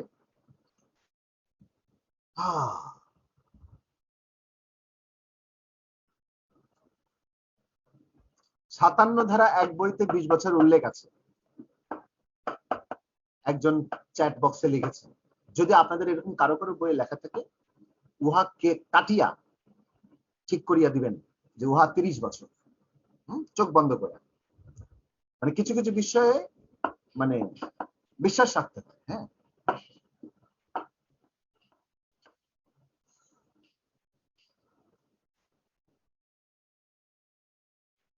আচ্ছা, আমরা পরের 63 থেকে 70 ধারা পড়বো। কি বিষয়ে আলোচনা? অর্থ দণ্ড বিষয়ে আলোচনা।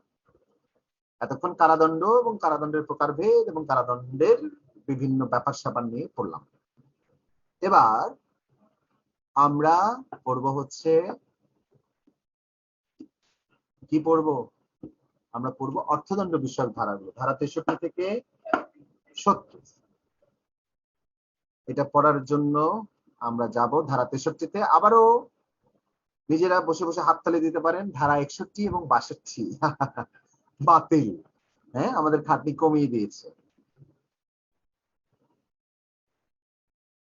বর্তমান সরকার সহ পূর্ববর্তী সমস্ত সরকারের প্রতি কৃতজ্ঞতা প্রকাশ করতে পারেন এই কারণে, যারা আমাদের পড়ার খাটনি কমিয়ে দিয়েছে।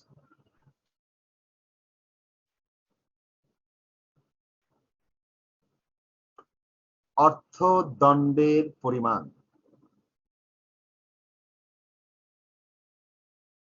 যে ক্ষেত্রে অর্থদণ্ডের পরিমাণ উল্লেখ করা হয় না, সেক্ষেত্রে অপরাধকারী কর্তৃক প্রদেয় অর্থদণ্ডের পরিমাণের কোনো সীমা থাকবে না, তবে এটা অতিরিক্ত হতে পারবে না। কেমন যেন কথাটা হলো না? আবার পড়েন। অর্থদণ্ডের পরিমাণ যেখানে উল্লেখ করা হয় না বা নাই, সুনির্দিষ্টভাবে উল্লেখ করা নাই যে 500 টাকা না 1000 টাকা না 5000 টাকা না 5 লক্ষ টাকা না 1 কোটি টাকা, এটা উল্লেখ করা নাই শাস্তির ধারার মধ্যে।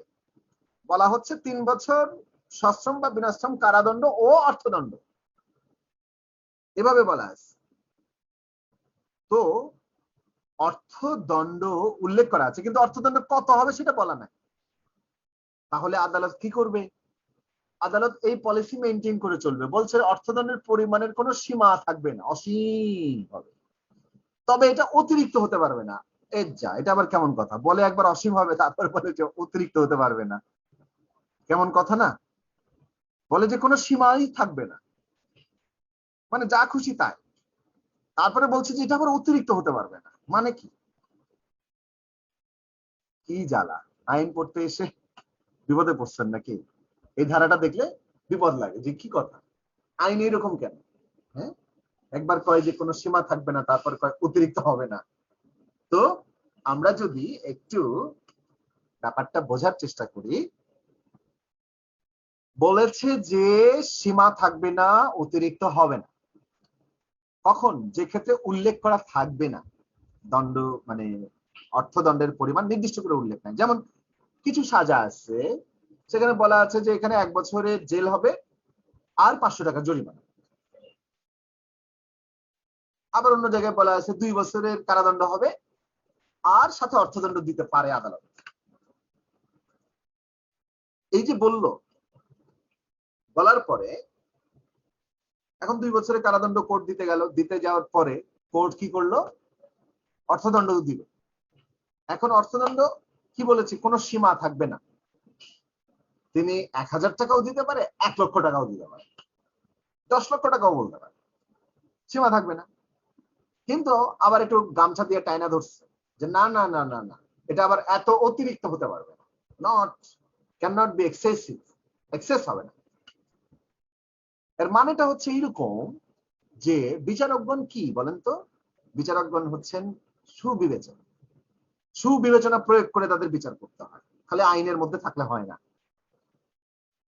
তো একজন খুবই দিনমজুর, তিনি একটা অপরাধ করে আসছেন, ওনাকে বলা হলো যে আপনি 2 বছরের জেল খাটবেন আর 1 লক্ষ টাকা জরিমানা দিবেন।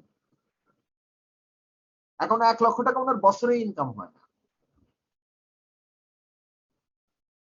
মানে মাস গেলে তার 5,000 টাকা ইনকাম হয়, সেটা দিয়ে উনি কোনো মতে নিজের চলেন। তো 5 বরং 60,000 টাকা বছরে ইনকাম করেন, তো পরবর্তী তার মানে 2 বছর না খায় থাকতে হবে যদি 1 লক্ষ টাকা জরিমানাই দিতে হয়, না?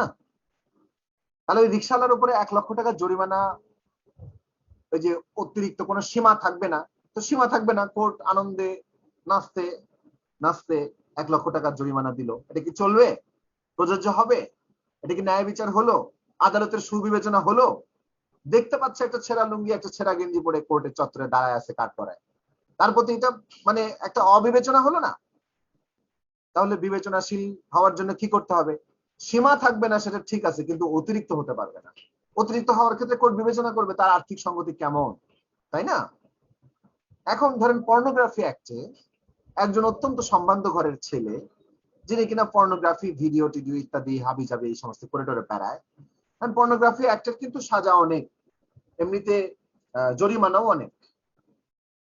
এখন কোর্ট যদি মনে করে যে আচ্ছা ওনাকে 10 লক্ষ টাকা জরিমানা করি, তাহলে 10 লক্ষ টাকা জরিমানা করলে কার লাভ? সরকারের লাভ হবে, সরকারের কোষাগারে টাকা জমা হবে, না? উনি শাস্তিও ভোগ করবেন, তাই তো? তাহলে ওনাকে যদি 10 লক্ষ টাকা জরিমানা করলে কোনো ক্ষতি না হয় এবং উনি যদি দিতে সক্ষম হয়, তাহলে ওনাকে দিবেন, সীমা থাকবে না কিন্তু অতিরিক্ত হবে না, ব্যালেন্স করে করতে হবে। তো সীমা থাকবে না অতিরিক্ত হবে না, এটা দিয়ে ধারা 63 সবাই মনে রাখে, সীমা থাকবে না অতিরিক্ত হবে না। অসীম কিন্তু সসীম, অসীমের মাঝে সসীম, সসীমের মাঝে অসীম তুমি লুকায় রহিয়াছ। যাই হোক, যারা রবীন্দ্র প্রীতি আছে তারা এই সমস্ত সসীম এবং অসীম ব্যাপার আরো ভালো বুঝবে। আমিও রবীন্দ্রনাথকে ভালোবাসি, কিন্তু অতটা ভালোবাসি না যে গানের লাইন মুখস্থ বলতে পারবো, কিন্তু ওনার সসীমতা অসীমতা, হ্যাঁ, মহাকাল মহাবিশ্ব নিয়ে প্রচুর কথা আছে। তাহলে অর্থদণ্ডের পরিমাণ স্টার্টিং, মানে একদম স্টার্টিং এর ধারায় অর্থদণ্ডের পরিমাণ সম্পর্কে আলোচনা করছে। নেক্সট, অর্থদণ্ড অনাদায়ের দরুন কারাদণ্ড দান, sentence of imprisonment for non payment of fine. কি বলছে এখানে? বলছে অর্থদণ্ড সহ কারাবাসে দণ্ডনীয় অপরাধ প্রত্যেক মামলায়, যে মামলায় কারাবাস সহকারে কিংবা ব্যতীত অপরাধকারী অর্থদণ্ড বিধান করা হয়, অনুরূপ অপরাধকারীর দণ্ড দানকারী আদালতের দণ্ডের আদেশ বলে এই মর্মে নির্দেশ করার ক্ষমতা থাকবে যে অর্থদণ্ড অনাদায়ী অপরাধকারী কোন কোন নির্দিষ্ট মেয়াদের জন্য কারাদণ্ড ভোগ করবে, যে কারাবাস থেকে দণ্ডিত করতে পারে এবং রাষ্ট্রের অধীনে যে সব অপর যে কোনো কারাবাসের অতিরিক্ত হবে। মানে মানে আবার পড়েন, নিজেরা পড়েন তো দেখি দাঁড়াটা, এই যে সামনে রাখলাম। আমি কিন্তু খুব ক্যাজুয়াল ল্যাঙ্গুয়েজে কথা বলি, একটু মাইন্ড করেন না, মানে কথার ফ্ললেসলি কথা বলার জন্য এটা আমার প্রয়োজন, সবসময় অত পরিপাটি থাকা যায় না। পড়েন।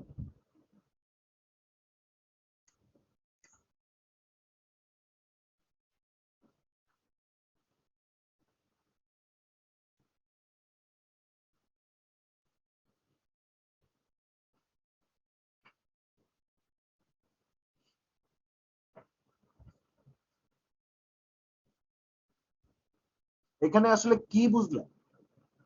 মানে হচ্ছে, প্রথম কথাটা হচ্ছে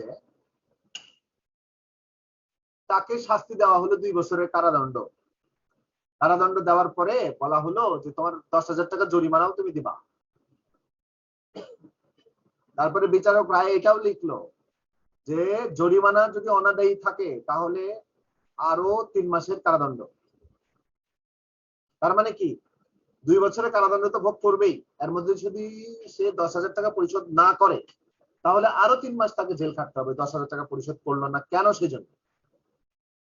এটাই বলছে অর্থদণ্ড যদি অনাদায়ী থাকে, মানে আদায় না হয়, তাহলে কি হবে, তাহলে সেটার দরুন তাকে কারাদণ্ড দেওয়া যাবে। এবং সেই কারাদণ্ডটা কি হবে বলছে, অপর যে কোনো কারাবাসের অতিরিক্ত হবে, মানে মূল যে কারাদণ্ড সেটার অতিরিক্ত আকারে গণ্য করতে হবে বা যোগ করতে হবে। এটা 2 বছরের মধ্যে ধরলে চলবে না।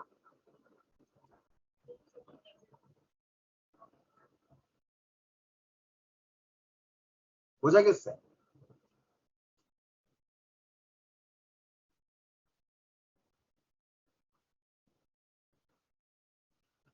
পানি খেলাম।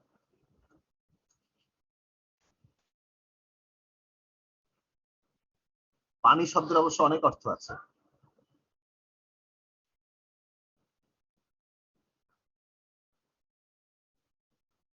মানে অনেকক্ষণ ধরে কথা বলছি তো, মানে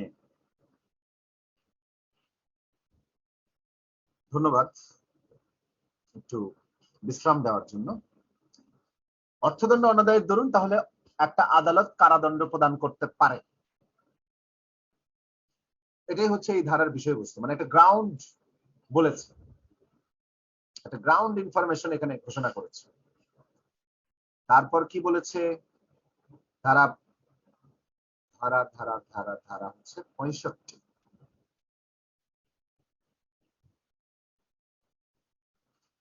যে ক্ষেত্রে কারাবাস ও অর্থদণ্ড বিধেয়, সেক্ষেত্রে অর্থদণ্ড অনাদায়ে কারাবাসের পরিমাণ অর্থদণ্ড অনাদায়ের দরুন আদালত অপরাধীকে যে মেয়াদের জন্য কারাবাস ভোগের আদেশ দেন, সেই মেয়াদ উক্ত অপরাধ কারাদণ্ড ও তৎসহ অর্থদণ্ডে দণ্ডনীয় হলে উক্ত অপরাধের জন্য নির্দিষ্ট সর্বোচ্চ কারাদণ্ড মেয়াদের 1/4 অধিক হবে না।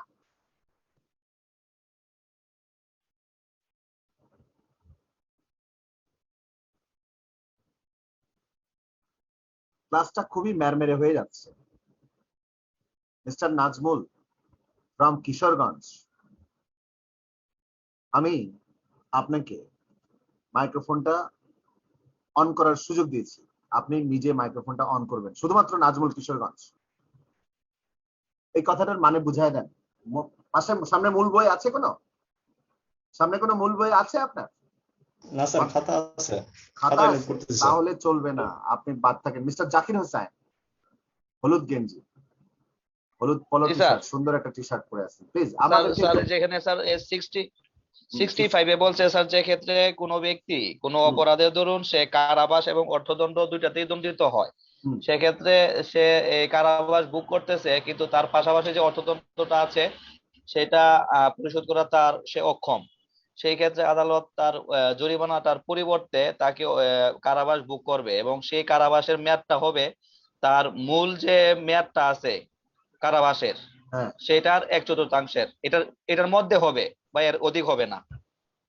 মানে এটার বেশি মানে আদালত মানে অর্থদণ্ড অনাদায়ে কারাদণ্ড দিতে পারবে না, তাই তো? দিতে পারবে না। হ্যাঁ স্যার, এখানে হয়তো 4/1 ভাগ দিতে পারবে, অথবা একটু কমও দিতে পারবে, কিন্তু এর অধিক হবে না। আচ্ছা, মাহমুদা খানম দেখি মাইক্রোফোন অন করেন তো। মিস্টার জাকির হোসেন মাইক্রোফোন বন্ধ করবেন, আমি যখন অন্য কাউকে ধরবো তখন চট করে নিজের মাইক্রোফোনটা বন্ধ করবেন। মাহমুদা খানম, আপনি বলেন তো, মূল বইটা আছে আপনার সামনে? জি স্যার আছে। স্যার আমার মূল বই নাই স্যার। মূল বই নাই? আচ্ছা, আপনাকে না, আপনি দিতে চেয়েছেন তো। ও হ্যাঁ, আপনি দিবেন বললেন। আপনি একটু টাকা পাঠাইলে আমি দিই। বইয়ের আশায় আছি স্যার। জি জি, টাকা পাঠাবো কবে স্যার? যখন কবে পাঠাবো? আপনি বলেন সেপ্টেম্বরে। কত টাকা স্যার? না, ওই আমার বইটা না, এখন অন্য বই সাথে রাখেন আর 850 টাকা খরচ করেন, আমাকে ফোন দিয়ে একটা, আচ্ছা 850 টাকা পাঠান। জি আচ্ছা, মাহমুদা খানম,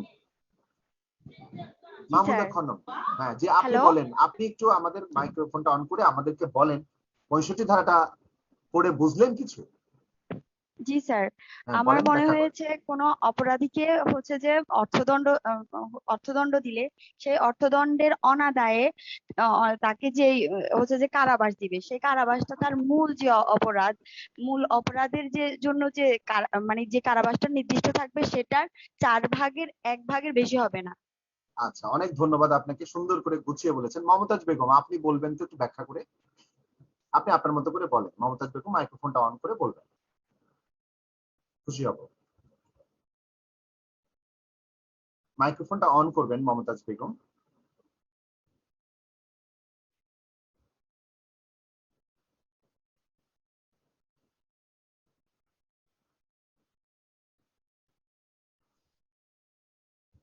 আচ্ছা, মমতাজ বেগম আপাতত নট রেসপন্ডিং বোধহয়, নাকি?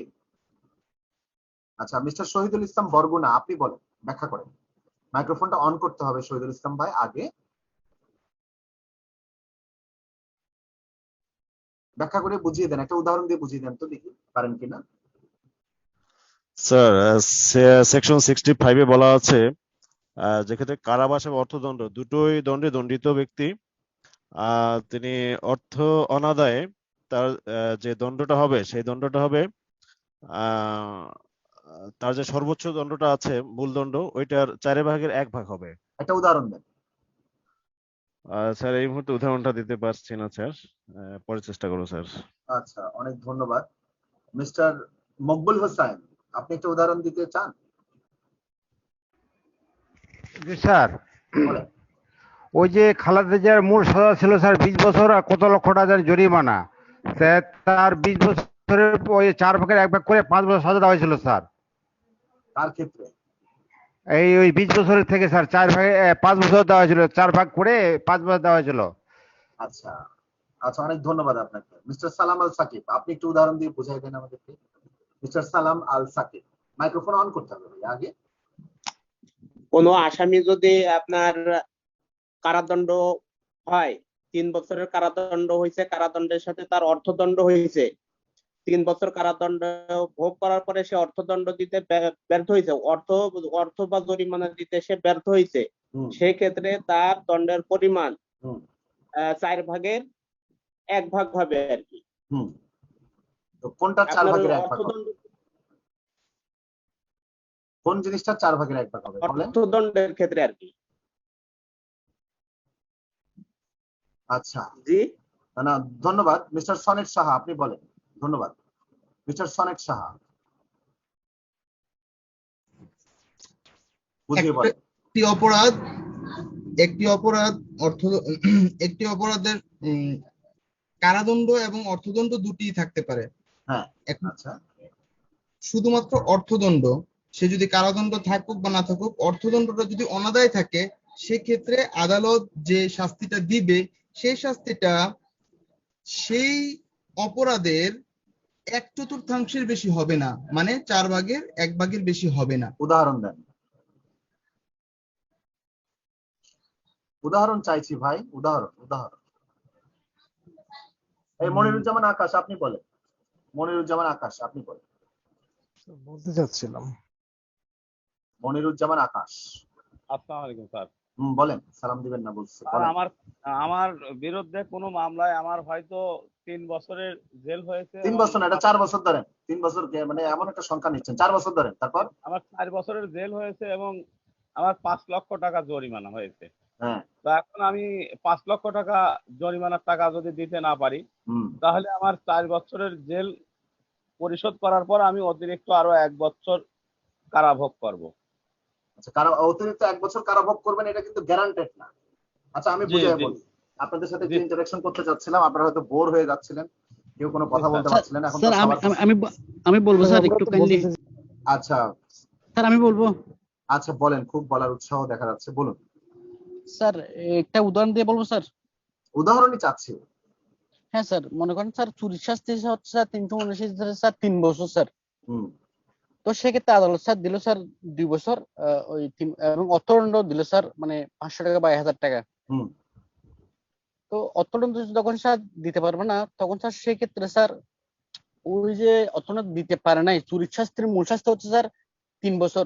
এই 3 বছরের 4/1 ওকে অতিরিক্ত সাজা কাটতে হবে 9 মাস। মানে 2 বছর 9 মাস ওকে সাজা ভোগ করতে হবে। আচ্ছা, মানে মূল যে কারাদণ্ড সেটার 4/1, 3 বছরের 4/1, মানে নট 2 বছরের 4/1।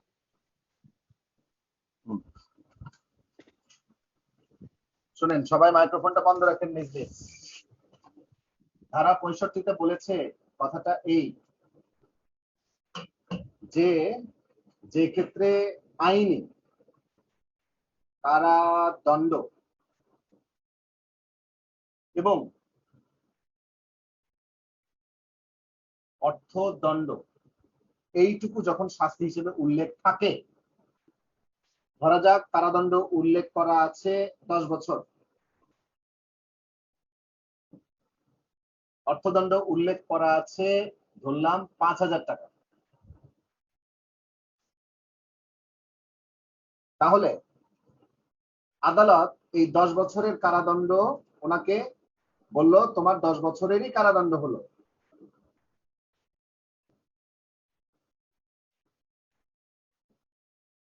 বলল সাথে 5,000 টাকা জরিমানা। তারপরে কি বলল? বলল অনাদায়ে 6 মাসের কারাদণ্ড।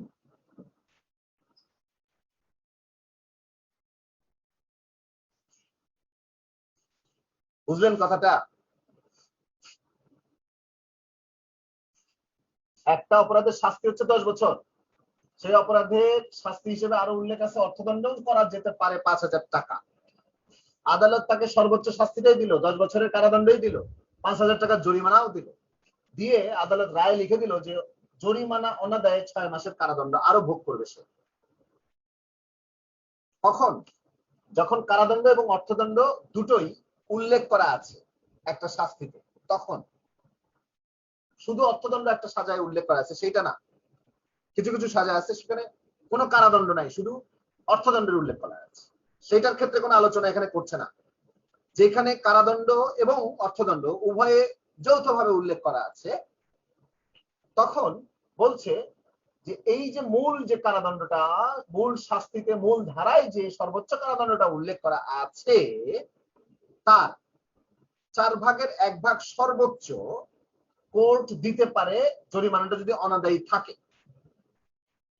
তাহলে কোর্ট এখানে অনাদায়ে 5,000 টাকার জরিমানা অনাদায়ে 6 মাসের কারাদণ্ড দিচ্ছে, কিন্তু কোর্ট কি সর্বোচ্চ 6 মাসের কারাদণ্ডই দিতে পারতো? কত দিতে পারতো? কোর্ট এই 10 বছরের 4 ভাগের 1 ভাগ কারাদণ্ড দিতে পারতো, অর্থদণ্ড অনাদায়ী 5,000 টাকা অনাদায়ী দিতে পারতো। কিন্তু কোর্ট কি সবসময় তাই দেয়? সর্বোচ্চটা দেয়? কোন অপরাধের সাজা হচ্ছে 10 বছর কিংবা 7 বছর। যেমন কি ধরেন যে দোকান ঘর থেকে যদি আপনি একটা ঘড়ি চুরি করেন, একটা ছোট্ট রাস্তার টোকাই ছেলে, হ্যাঁ 10 বছরের একটা ছেলে, সে বুঝে শুনে দোকান ঘর থেকে একটা ঘড়ি চুরি করবে, একটা ঘড়ি হয়তো 150 টাকা দাম, বুঝছেন, হাত ঘড়ি চুরি করে নিয়ে চলে গেল, তারপর ধরা পড়লো, ধরা পড়ার পরে কোর্টে গেল। তাহলে দোকান ঘর থেকে চুরি করলে 7 বছরের সর্বোচ্চ জেল, জানেন? এটা দণ্ডবিধিতে বলা আছে যে সম্পত্তি হেফাজতের স্থান থেকে যদি চুরি করা হয় তাহলে 7 বছরের সাজা সর্বোচ্চ। তা এখন এই সামান্য 150 টাকা ঘড়ি চুরি করার জন্য ওই ছেলেকে কি 7 বছর জেল দেবে বিচারক? এটা কি ন্যায় হবে? এটা অন্যায় হয়ে যাবে, কোনো সুবিবেচনার প্রয়োগ বিচারক করেছেন বলে মনে করা যাবে না। তাহলে এরকম একটা পরিস্থিতিতে বিচারক তাহলে তাকে বলতে পারে যে তোমাকে 1 মাসের জেল দিলাম, যাও, তুমি ছোট ছেলে, ভুল করছো, হ্যাঁ, তাহলে 1 মাসের জেল দিতে পারে। তারপরে বলতে পারে যে তোমার 200 টাকা জরিমানা, এটাও বলতে পারে, তুমি 200 টাকাও দিয়ে যাবা, সরকারের ঘরে 200 টাকা দিয়ে দিবা। তাহলে দেখা যাচ্ছে 7 বছরের জেল আছে, কিন্তু বিচারক তাকে 1 মাসের জেল দিলেন। ওটা হচ্ছে সর্বোচ্চটা উল্লেখ করা আছে, সর্বোচ্চ এত দিতে পারেন বিচারক। এইরকম অর্থদণ্ড অনাদায়ী যদি থাকে তখন বিচারক কত দিতে পারেন সর্বোচ্চ, সেই কথাটা এখানে বলা আছে। কত দিবেন, দিতে বাধ্য, এরকম কোনো কথা বলা নাই। সর্বোচ্চ 6 মাস অর্থদণ্ড। আবার সর্বোচ্চ 6 মাস মানে কি সব আজে বাজে কথা বলছেন? এটা অপরাধের গুরুত্ব বিবেচনা, অপরাধের গুরুত্ব বিবেচনায় বিজ্ঞ বিচারক। আপনারা মাইক্রোফোন বন্ধ রাখেন। এই 6 মাস শুনে যে ছাত্র পড়া কম বুঝতেছে তিনি বিপথে হাঁটা শুরু করবেন, তিনি 6 মাস মনে করে বাড়ির দিকে রওনা দিবেন। দুঃখিত, মানে যেই বলেন, মানে খোরশেদ ভাই না কেউ একজন বলেছেন, মানে কথাটা ইন্টারপ্রেট করতে ভুল করছেন। আপনার এরকম ইন্টারপ্রিটেশন ভুল হওয়ার কথা না, আমি যতদূর জানি। আমি যেটা বোঝাচ্ছি সেটা মনোযোগ দিয়ে বোঝান। 6 মাস ভুলে যান, কি একটা শব্দ শুনছেন, ভুলে যান। তাহলে 10 বছরের কারাদণ্ড উল্লেখ করা আছে একটা সাজায়, সেখানে বলা হচ্ছে 5,000 টাকা জরিমানাও করা যেতে পারে। বিচারক কি করেছেন, ওনাকে 10 বছরের কারাদণ্ড দিয়েছেন, 5,000 টাকা জরিমানা দিয়েছেন। এখন এই জরিমানাটা যদি অনাদায়ী থাকে তাহলে বিচারক সর্বোচ্চ কত পরিমাণ সাজা দেওয়ার এখতিয়ার সম্পন্ন, কত পরিমাণ দিতে পারেন সর্বোচ্চ অর্থদণ্ডটা অনাদায়ী থাকলে? এটার 4/1 কত হয়? 10 বছরের 4/1 2.5 বছর হয়। এই 2.5 বছরের সাজা এই 5,000 টাকা অনাদায়ে সাজা দিতে পারেন, কিন্তু উনি দিয়েছেন হচ্ছে 6 মাস। কথা ক্লিয়ার? এখনো ক্লিয়ার হয়নি। আরেকটা ছোট্ট করে টপিক বোঝায়, সেটা হইতেছে বিচারক ধরেন এই যে 10 বছরের কারাদণ্ড আর 5,000 টাকা জরিমানা উল্লেখ করা আছে মূল ধারায়। বিচারক কি করলো? বিচারক করলো কি, ওনাকে 4 বছরের সাজা দিল, 4 বছর কারাদণ্ড আর 5,000 টাকা জরিমানা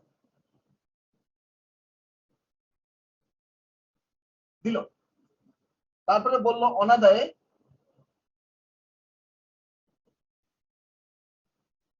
2 মাসের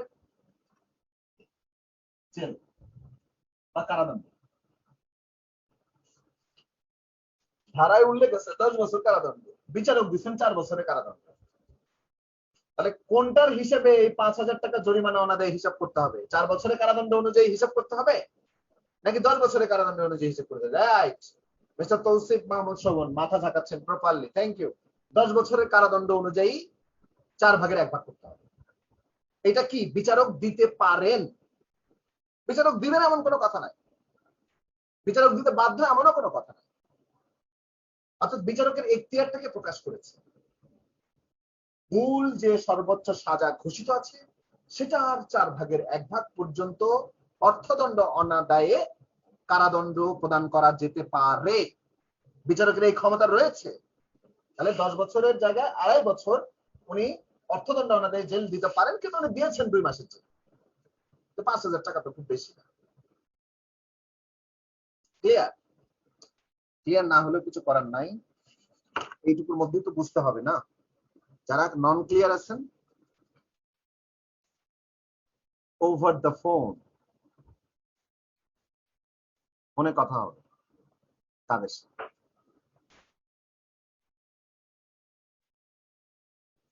হ্যাঁ, Mahmuda Khanam clear, thank you. Aishwarya Islam clear, good. Firoz Ahmed clear, Khokon Mahmud পরিষ্কার।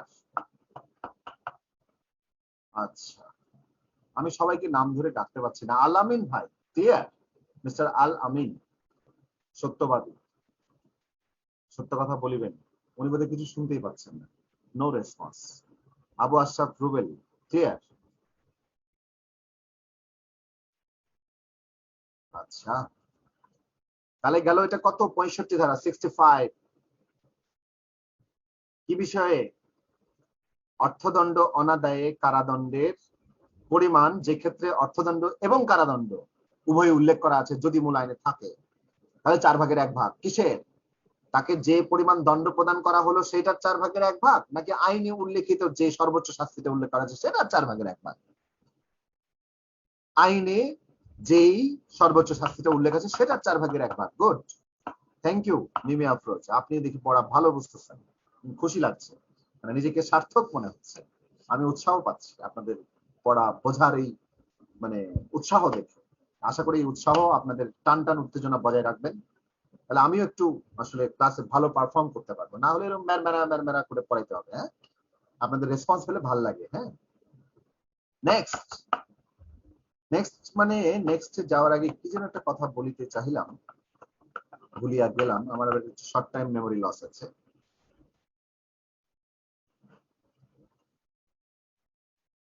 ধারা 66 অর্থদণ্ড অনাদায়ে কারাদণ্ডের বর্ণনা। ডেসক্রিপশন মানে কি? একটু আগে পড়লাম আইদার ডেসক্রিপশন। না, কিসের ডেসক্রিপশন? ডেসক্রিপশন অফ ইমপ্রিজনমেন্ট মানে কি? কারাদণ্ডের বর্ণনা। কারাদণ্ডের বর্ণনা কয় রকম হয়? 2 রকম হয়, হয় সশ্রম নয়তো বিনাশ্রম। হয় সশ্রম নয়তো বিনাশ্রম। কারাদণ্ডের বর্ণনা 2 রকম, সশ্রম বা বিনাশ্রম। বলছে description of imprisonment for non payment of fine. এতক্ষণ তো বুঝলাম 10 বছরের কারাদণ্ড ছিল, 5,000 টাকা জরিমানা আইনে উল্লেখ ছিল। উনি দিলেন 4 বছরের কারাদণ্ড, 5,000 টাকা জরিমানা, আরো কইলেন যে 5,000 টাকা জরিমানা অনাদায়ী হলে আরো 2 মাসের জেল হবে। কিন্তু ওই যে 2 মাসের জেল হবে 4 বছরের পরে যদি অনাদায়ী থাকে, ওই 2 মাসের জেল সশ্রম হবে না বিনাশ্রম হবে? এইটা একটা প্রশ্ন। এই প্রশ্নের সলিউশন কি সেটাই তো বলছে ধারা 66-তে। বলছে যে আদালত অর্থদণ্ড অনাদায়ের জন্য যেই কারাদণ্ড প্রদান করেন তা উক্ত অপরাধের জন্য অপরাধকারীর যে বর্ণনার দণ্ড বিধান করার যেত তার যে কোনো বর্ণনায় হতে পারে। মানে কি? ইংরেজিতে দেখেন, the imprisonment which the court imposes in default of payment, মানে পেমেন্ট দিতে পারে নাই যখন, of a fine may be of any description, মানে কি সশ্রম হতে পারে বিনাশ্রম হতে পারে, to which the offender might have been sentenced for that offense বা for the offense। মানে ওই অপরাধীকে যদি সশ্রম বা বিনাশ্রম যে কোনো বর্ণনার কারাদণ্ডে দণ্ডিত করা যেত, তাহলে আদালত যে কোনো বর্ণনার কারাদণ্ডেই তাকে দিতে পারেন। ওই অপরাধের যদি শুধুই মাত্র সশ্রম উল্লেখ থাকে যে 10 বছরের কারাদণ্ড, তা অবশ্যই সশ্রম হবে। তাহলে কি হবে? তাহলে অর্থদণ্ড অনাদায়ে যেই কারাবাসটুকু প্রদান করছেন আদালত সেটুকু সশ্রম হবে। ওই কারাদণ্ডে প্রদানে যদি শুধু বিনাশ্রম উল্লেখ থাকে যে 1 বছরের কারাদণ্ড ও 1,000 টাকা জরিমানা, 1 বছরের বিনাশ্রম কারাদণ্ড ও 1,000 টাকা জরিমানা, বিনাশ্রম শব্দটা যদি থাকে, তাহলে কি হবে? তাহলে 1,000 টাকা জরিমানার জন্য যদি পরিশোধ না হয়, তাহলে যদি আরো 2 মাসের জেল দিয়ে থাকে, তাহলে কি হবে?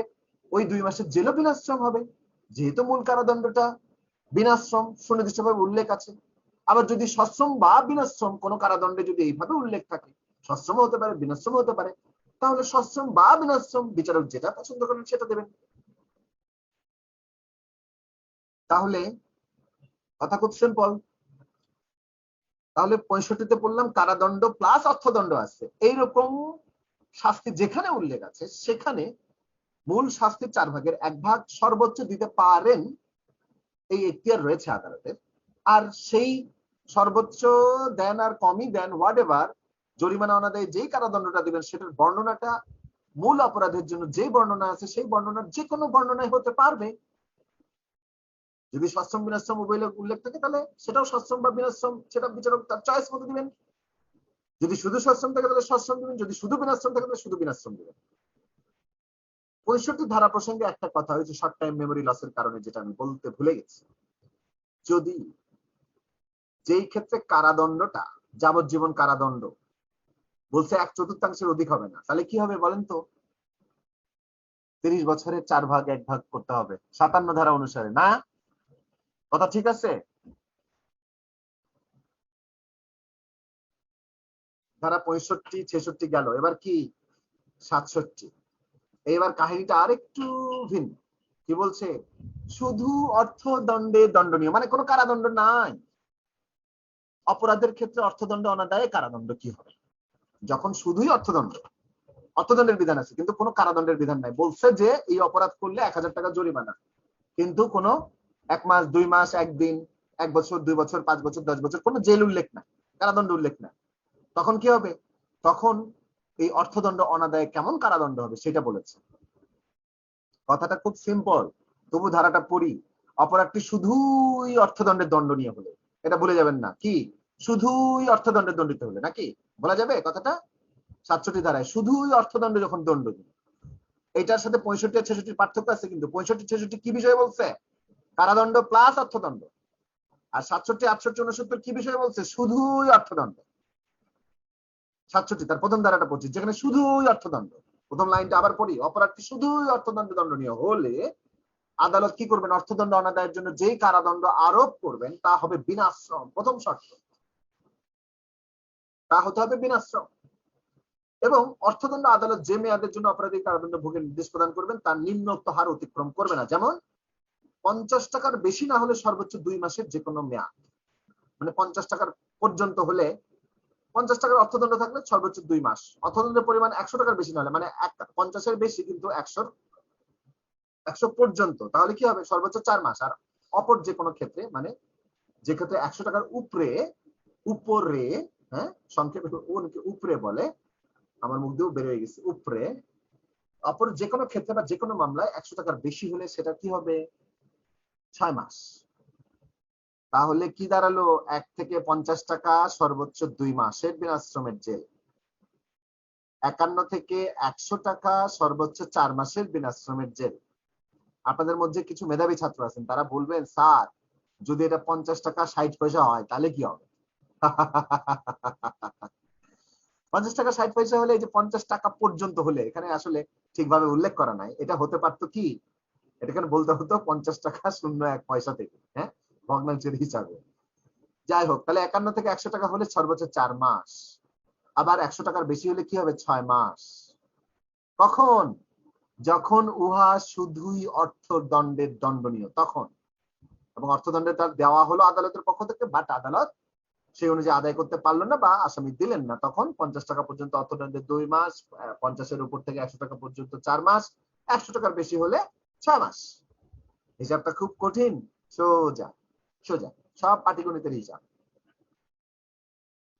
অর্থদণ্ড আদায় করলে কারাদণ্ডের সমাপ্তি হবে, এটা একটা ধারা, মানে এত পাত্তা দেওয়ার কিছু নাই, দুনিয়ার সবকিছুকে পাত্তা দিলে চলবে না। তবুও লাইনটা বলেছে অর্থদণ্ড অনাদায়ে যেই কারাদণ্ড আরোপ করা হয় তা ওই অর্থদণ্ড পরিশোধ করা কিংবা আইনের প্রক্রিয়াধীনে আদায় করার সঙ্গে সঙ্গে সমাপ্ত হয়ে যাবে। অর্থদণ্ড আদায় হয়ে গেল, সমাপ্ত। আর এখানে আরেকটা কথা বলছে ধারা 69, ধারা 69 আমি রিডিং করাবো না। ওখানে বলছে কি জানেন, বলছে হচ্ছে যে 4 মাসের জেল হয়েছে, বুঝছেন? ওনার 100 টাকা জরিমানা ছিল, 100 টাকা দিতে পারে নাই। 1 মাস জেল খাটার পরে বউ বাচ্চা আত্মীয় স্বজন সবাই আটকে আসছে, দৌড়ে আসছে, হায় হায় হায় 100 টাকার জন্য তুমি জেল খাটতেছো 4 মাস, এই দুঃখ কোথায় রাখি। বইলা বউ তার ট্যাব থেকে টাকা বাইর করে দিচ্ছে, স্যার আমার স্বামীরে মুক্ত করে দেন, নেন 100 টাকা। এখন উনি অলরেডি 1 মাস জেল কাটা ফেলছে, আদালত কি 100 টাকা নিব? আদালত 100 টাকা নিবে না। আদালত বলবে যে তুমি 100 টাকার জন্য 4 মাস জেল খাটছিল, ও অলরেডি 1 মাস জেল খাটছে, তার মানে 4 ভাগের 1 ভাগ জেল খাটা নিচ্ছে, তার মানে 100 টাকা 4 ভাগের 1 ভাগ করলে 25 টাকার জেল খাটা নিচ্ছে, তুমি বাকি 75 টাকা আমারে দাও। কথা বুঝলেন? এইটা ধারা 69 বলা আছে। অর্থাৎ আনুপাতিক অংশ যদি পরিশোধ হয়, আনুপাতিক অংশ যদি জেল খাটে, তখন কি, তখন অবশ্যই যে আনুপাতিক অংশ জেল কেটেছেন সেইটুকুর জন্য টাকা আনুপাতিক হারে বাদ দিয়ে বাকি টাকাটুকু পরিশোধ করে উনি ধেই ধেই করে নাচতে নাচতে বাড়ি চলে যাবেন, কোনো অসুবিধা নাই। কখন? যখন শুধুই অর্থদণ্ডে দণ্ডনীয়, যেখানে ধারাটা শুরু হয়েছে 66 থেকে, 2 মাস 4 মাস 6 মাস, 50 টাকা 100 টাকা 100 টাকার উপরে। আর 68-তে বলছে কারাদণ্ডের সমাপ্তি হবে টাকা শোধে। তারপরে বলছে আনুপাতিক অংশ, ধারা 69 না? ক্লিয়ার কথা? আচ্ছা, নেক্সট হচ্ছে ধারা 70। এইটা পরে আমরা বেশি সময় নিব না, অধৈর্য হয়েন না, আমরা কোনো ব্রেক দিচ্ছি না, আমরা 70টা পড়াই বিদায় নিব।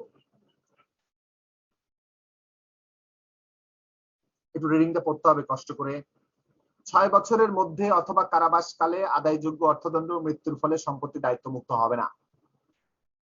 বলছে অর্থদণ্ড বা তার যে কোনো অংশ যা অপরিশোধিত থেকে যাবে তা দণ্ডের আদেশ প্রদানের পরবর্তী 6 বছরের মধ্যে যে কোনো সময়,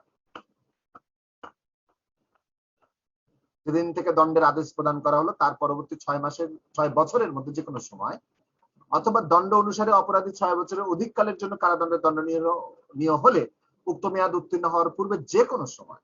মানে কেউ এখন 10 বছরের জেল খাটতেছে, তারও 10,000 টাকা জরিমানা আছে, এখন ওর কাছ থেকে জোর করে 6 বছরের মধ্যে আদায় করতে হবে এমন কোনো কথা নাই, অর্থাৎ 10 বছরের জেলের মধ্যে থাকবেই। তুমি 10 বছরের মধ্যে দাও, অসুবিধা কি? তাহলে 10 বছরের পরে যে আরো 6 মাসের জেল খাটতে হবে 10,000 টাকা জরিমানা অনাদায়ে, তখন বোঝা যাবে, তখন আমরা হিসাব করবো। তুমি যদি টাকা দিয়ে দাও তাহলে তার খাটতে হচ্ছে না।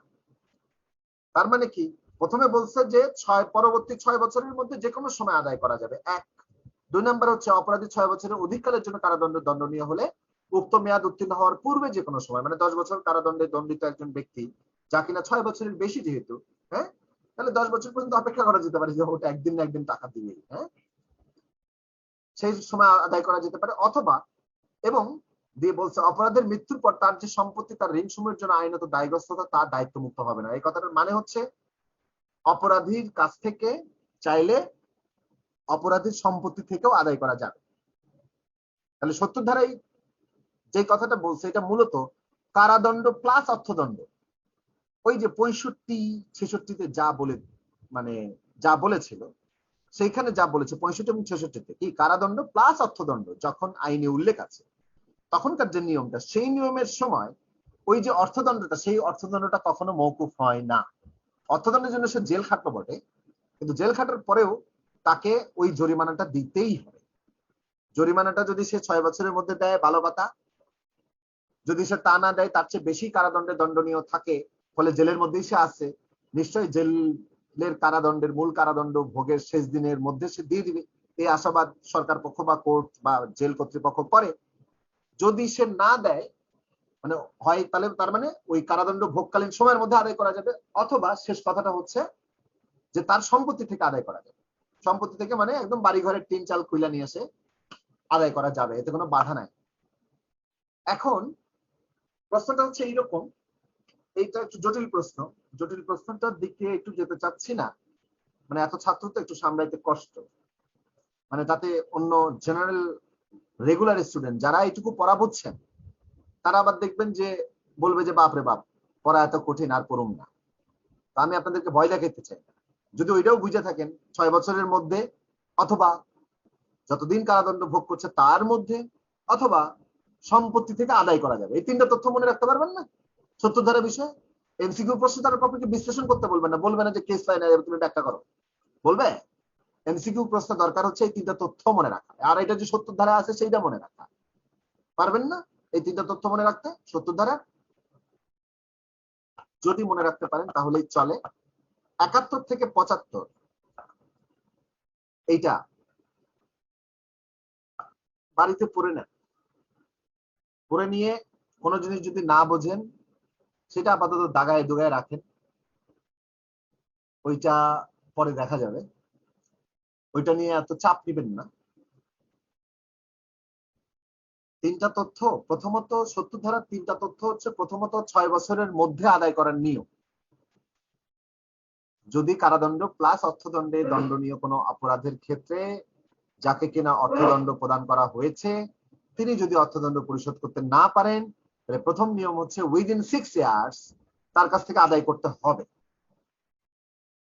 আর তিনি যদি অপরাধী ব্যক্তি যদি ৬ বছরের বেশি কারাদণ্ডে দণ্ড ভোগ করতে চলমান থাকেন, তাহলে উনি যতদিন পর্যন্ত জেলের মধ্যে আছেন তার মধ্যে যে কোনো সময়, উনি যদি 10 বছর কারাদণ্ড ভোগ করে থাকেন তাহলে 10 বছর যেদিন পূর্ণ হবে তার দিন পর্যন্ত, অথবা 7 বছর যেদিন থাকবেন তাতে 7 বছর পর্যন্ত যদি কারাদণ্ড ভোগ করতে থাকেন তাহলে 7 বছর যেদিন পূর্ণ হবে সেই দিন পর্যন্ত আদায় করা যাবে। অথবা উনি যদি মৃত্যুবরণ করেন তাহলেও কি করতে হবে, তার বাড়ি থেকে সম্পত্তি থেকে ওই 10,000 টাকা আদায় করে নেওয়া হবে, তার সম্পত্তি দায় মুক্ত হবে না, এই কথাটা বলা আছে। উনি জেলের মধ্যে মারা গেলেন, পুরো জেল কাটেন নাই, হতে পারে না, তখন তার সম্পত্তি থেকে আদায় করা। তবে সাধারণত এটা তো জবরদস্তিমূলক এই অ্যাপ্লিকেশনটা হয় না, ফৌজদারি কার্যবিধিতে ৩৮৬ ধারায় এই সংক্রান্ত একটা আলোচনা আছে, যে আলোচনায় আসলে বোঝা যায় যে আদালত এখানে সুবিবেচনার প্রয়োগটা করে। এইবার শিশু চোখ খুললো, আইন পড়তে পড়তে ছড়াগুলো ভুলে গেছে, বুঝছেন।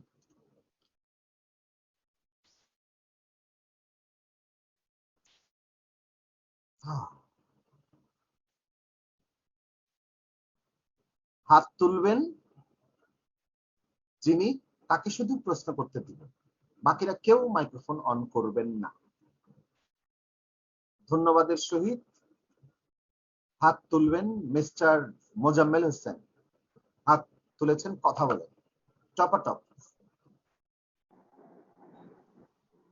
স্যার সবগুলো ধারাই খুব সুন্দরভাবে বুঝেছি, কিন্তু একটা সমস্যা হয়েছে যে এই যে ধারাগুলাই তো মানে আউলে ফেলবো, এটার জন্য একটু কোনো ধরনের সুবিধা অসুবিধা কি সুবিধা চান বলেন না।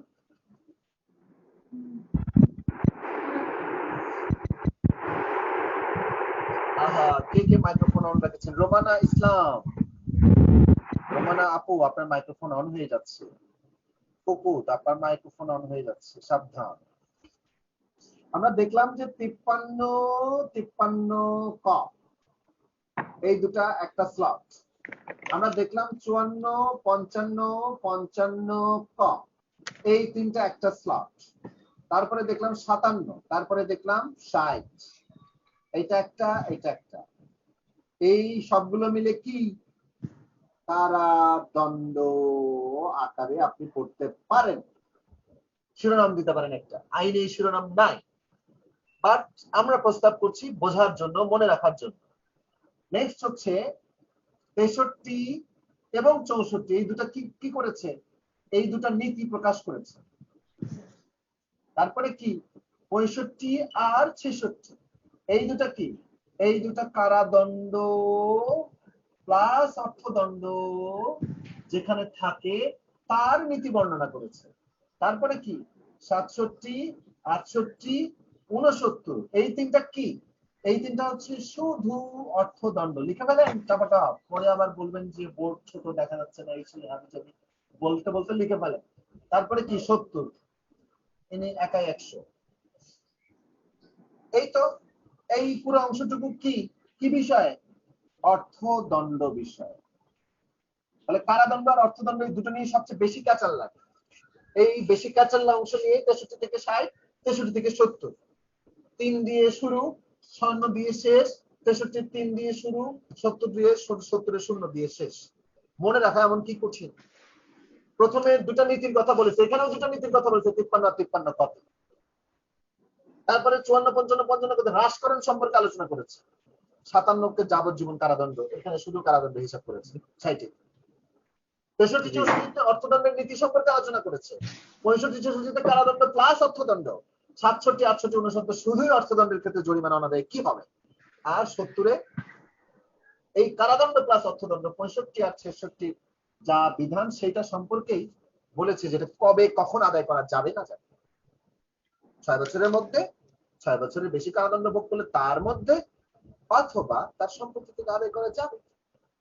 সিম্পল। স্যার আসসালামু আলাইকুম। ওয়ালাইকুম আসসালাম। স্যার আমি আমিনুল হক মুন্না বলছি নোয়াখালী থেকে স্যার। হ্যাঁ, আশা করছি এইবার এই দফা আপনি ভর্তি হয়ে যাবেন। ধন্যবাদ। স্যার আমি একটা প্রশ্ন করব স্যার। প্রশ্নটা আমি এখন না নিই ভাইয়া, আমি অনেক ছাত্র হাত তুলে বসে আছেন, যারা একটু হাত তুলে বসে আছে তাদেরকে আগে। স্যার আজকে প্রথম ক্লাস করছে স্যার, খুব ভালো হয়েছে স্যার, ভালো লাগছে স্যার, খুবই ভালো লাগছে স্যার। আসলে ভুল করছি স্যার। না ভুল ঠিক, এটা আপনার ব্যাপার, নিজে পড়লেই হয়। শোনেন, আমি কোচিং করার পক্ষপাতী না, নিজে পড়েন, নিজের সক্ষমতা বাড়বে। টিচারের কাছে নির্ভরশীল মানে হচ্ছে যে মানে নিজের ভূত ভবিষ্যৎ আরেকজনের উপর হাতে জমা দিয়ে দিচ্ছেন, বুঝছেন? আমি পড়ানোতে বেশি উৎসাহ প্রকাশ করি না, যেহেতু মানে মানে পড়ানোর জন্য লোকে ঘ্যানর ঘ্যানর করতে থাকে, আমি এই জন্য পড়াই। মানে আমি কিন্তু জীবনে কোচিং টোচিং করানোর পক্ষপাতী ছিলাম না। আমি এই সেক্টরে 6 বছর ধরে আছি, মানে আমি গত 2-2.5 বছর ধরে পড়াই, তার আগে থেকে আমি পড়াইতাম না। পড়ানোটাকে আমি ভালোবাসি। ধন্যবাদ। আপনার প্রশ্ন পরে নিচ্ছি বা সুযোগ পেলে নিচ্ছি, মানে নাও নিতে পারি। মৌ ফারজানা, আপনি একটু বলবেন।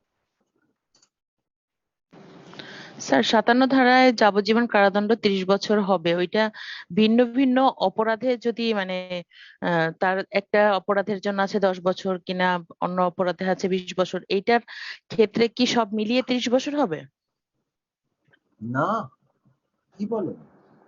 যাবজ্জীবন কারাদণ্ডকে ভগ্নাংশে হিসাব করার জন্য একটা নির্দিষ্ট মেয়াদ ধরে দেওয়া হয়েছে, যে 30 বছর ধরে হিসাব করতে হবে।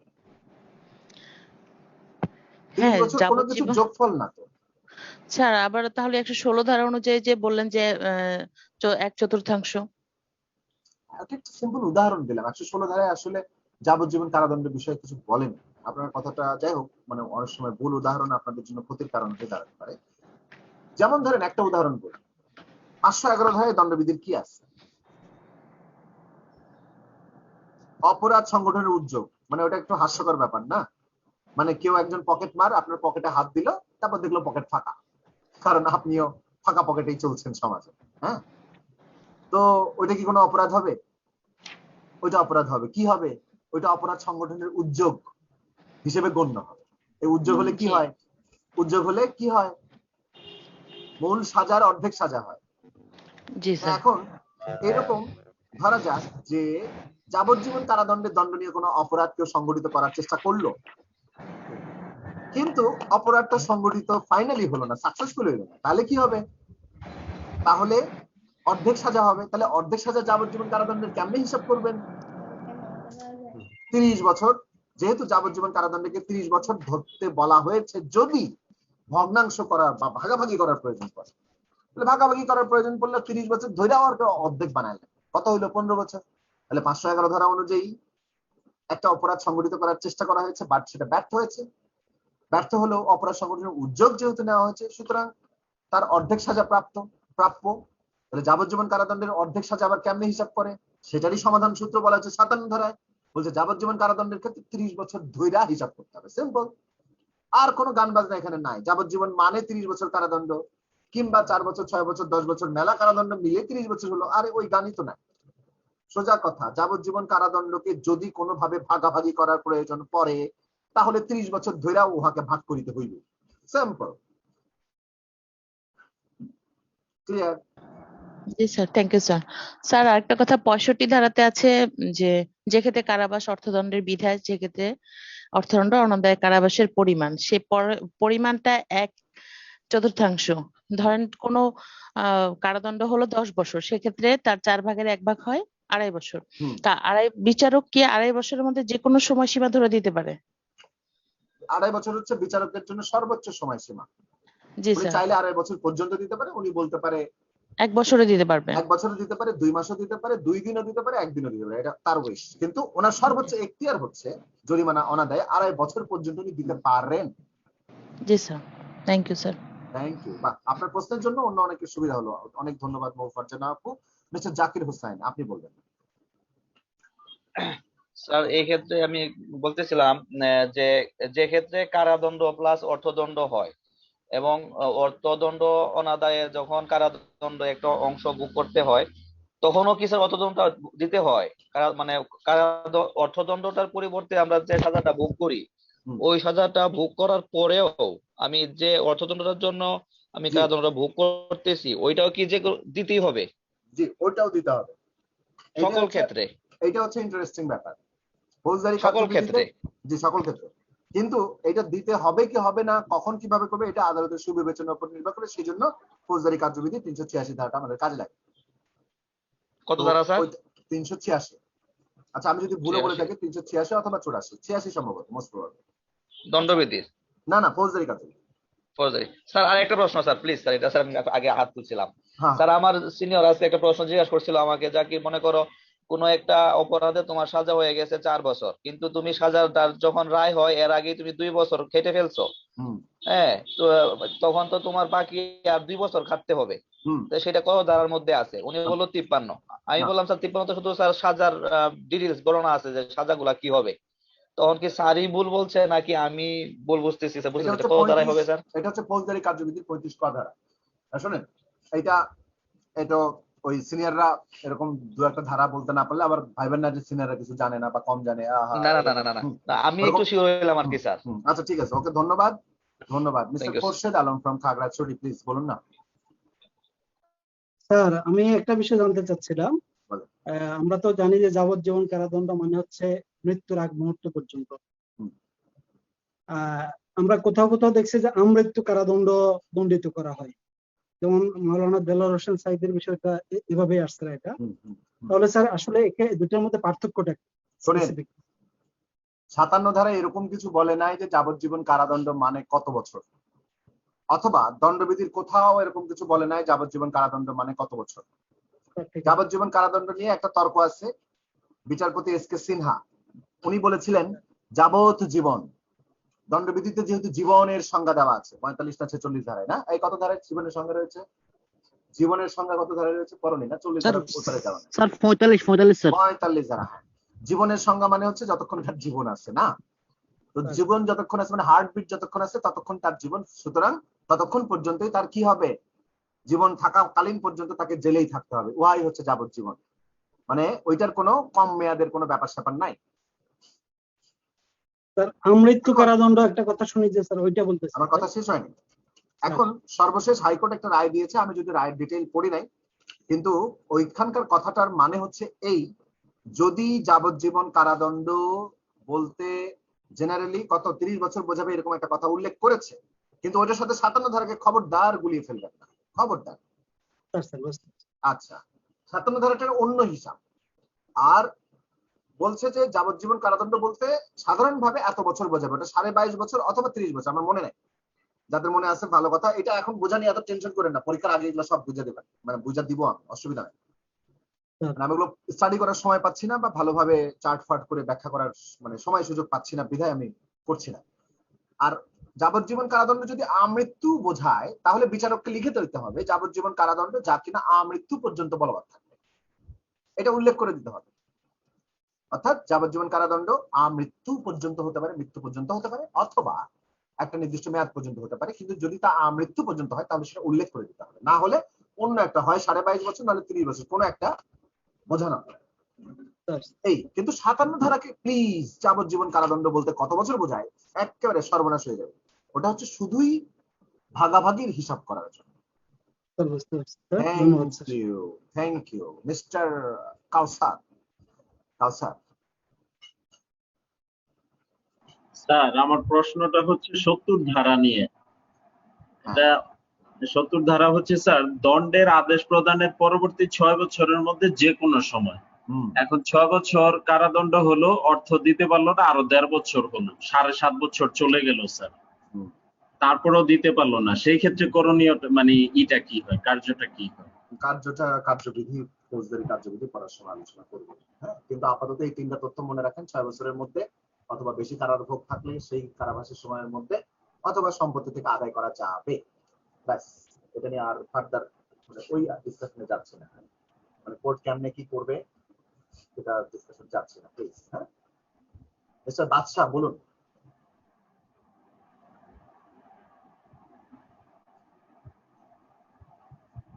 আমি কই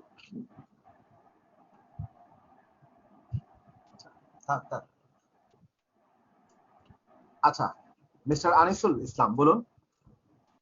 জি স্যার, স্যার আমার প্রশ্ন হয়েছে স্যার, আজকে তো স্যার আলোচনা হয়েছে 53 থেকে এই 70 ধারা পর্যন্ত স্যার, 53 থেকে 70 ধারা স্যার।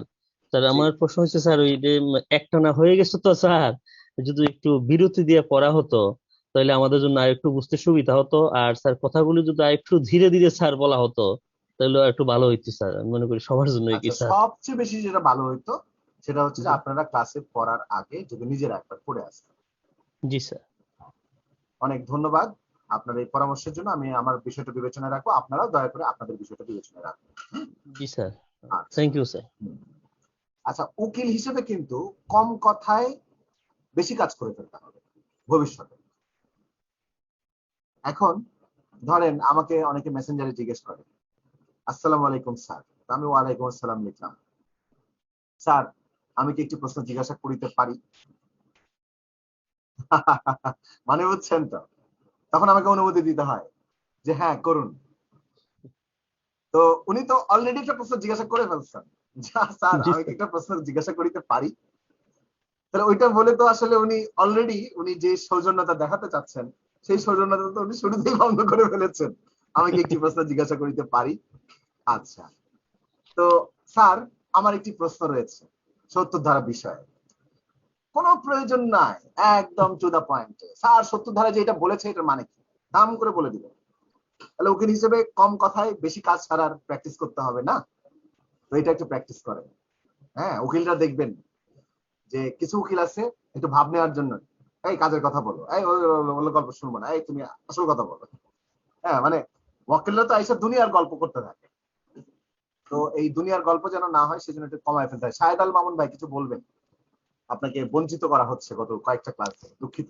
জি স্যার, আমি শুধু একটা কথা বলবো যে আপনার সম্পূর্ণ ক্লাসগুলো সবকিছু ঠিক আছে, আমার কাছে শুধু একটা জিনিস আমি এটা মনে করছি ব্যক্তিগত ভাবে, সেটা হচ্ছে যে সম্পূর্ণ ক্লাস শেষে যদি হচ্ছে হয়তোবা শেষের 5 মিনিট বা 10 মিনিট যদি হচ্ছে ক্লাস সামারি দিয়ে যদি স্যার একবারে ফিনিশিংটা করতেন, তাহলে আমার মনে হয় যে বা যারা হয়তোবা একটু পরে বা আগে এদিক সেদিক করে আসে, হ্যাঁ, যে অন্যরকম যে আজকেও দেখা যাচ্ছে এবং হচ্ছে বিগত অনেকগুলা ক্লাসই আছে যে আধা ঘন্টা পড়ে আসছে বা বিষয়টা সে বুঝতে পারে নাই।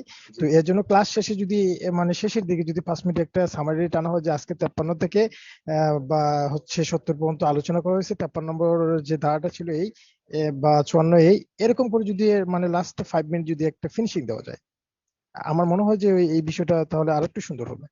আচ্ছা, অনেক ধন্যবাদ আপনাকে, খুব সুন্দর প্রস্তাব।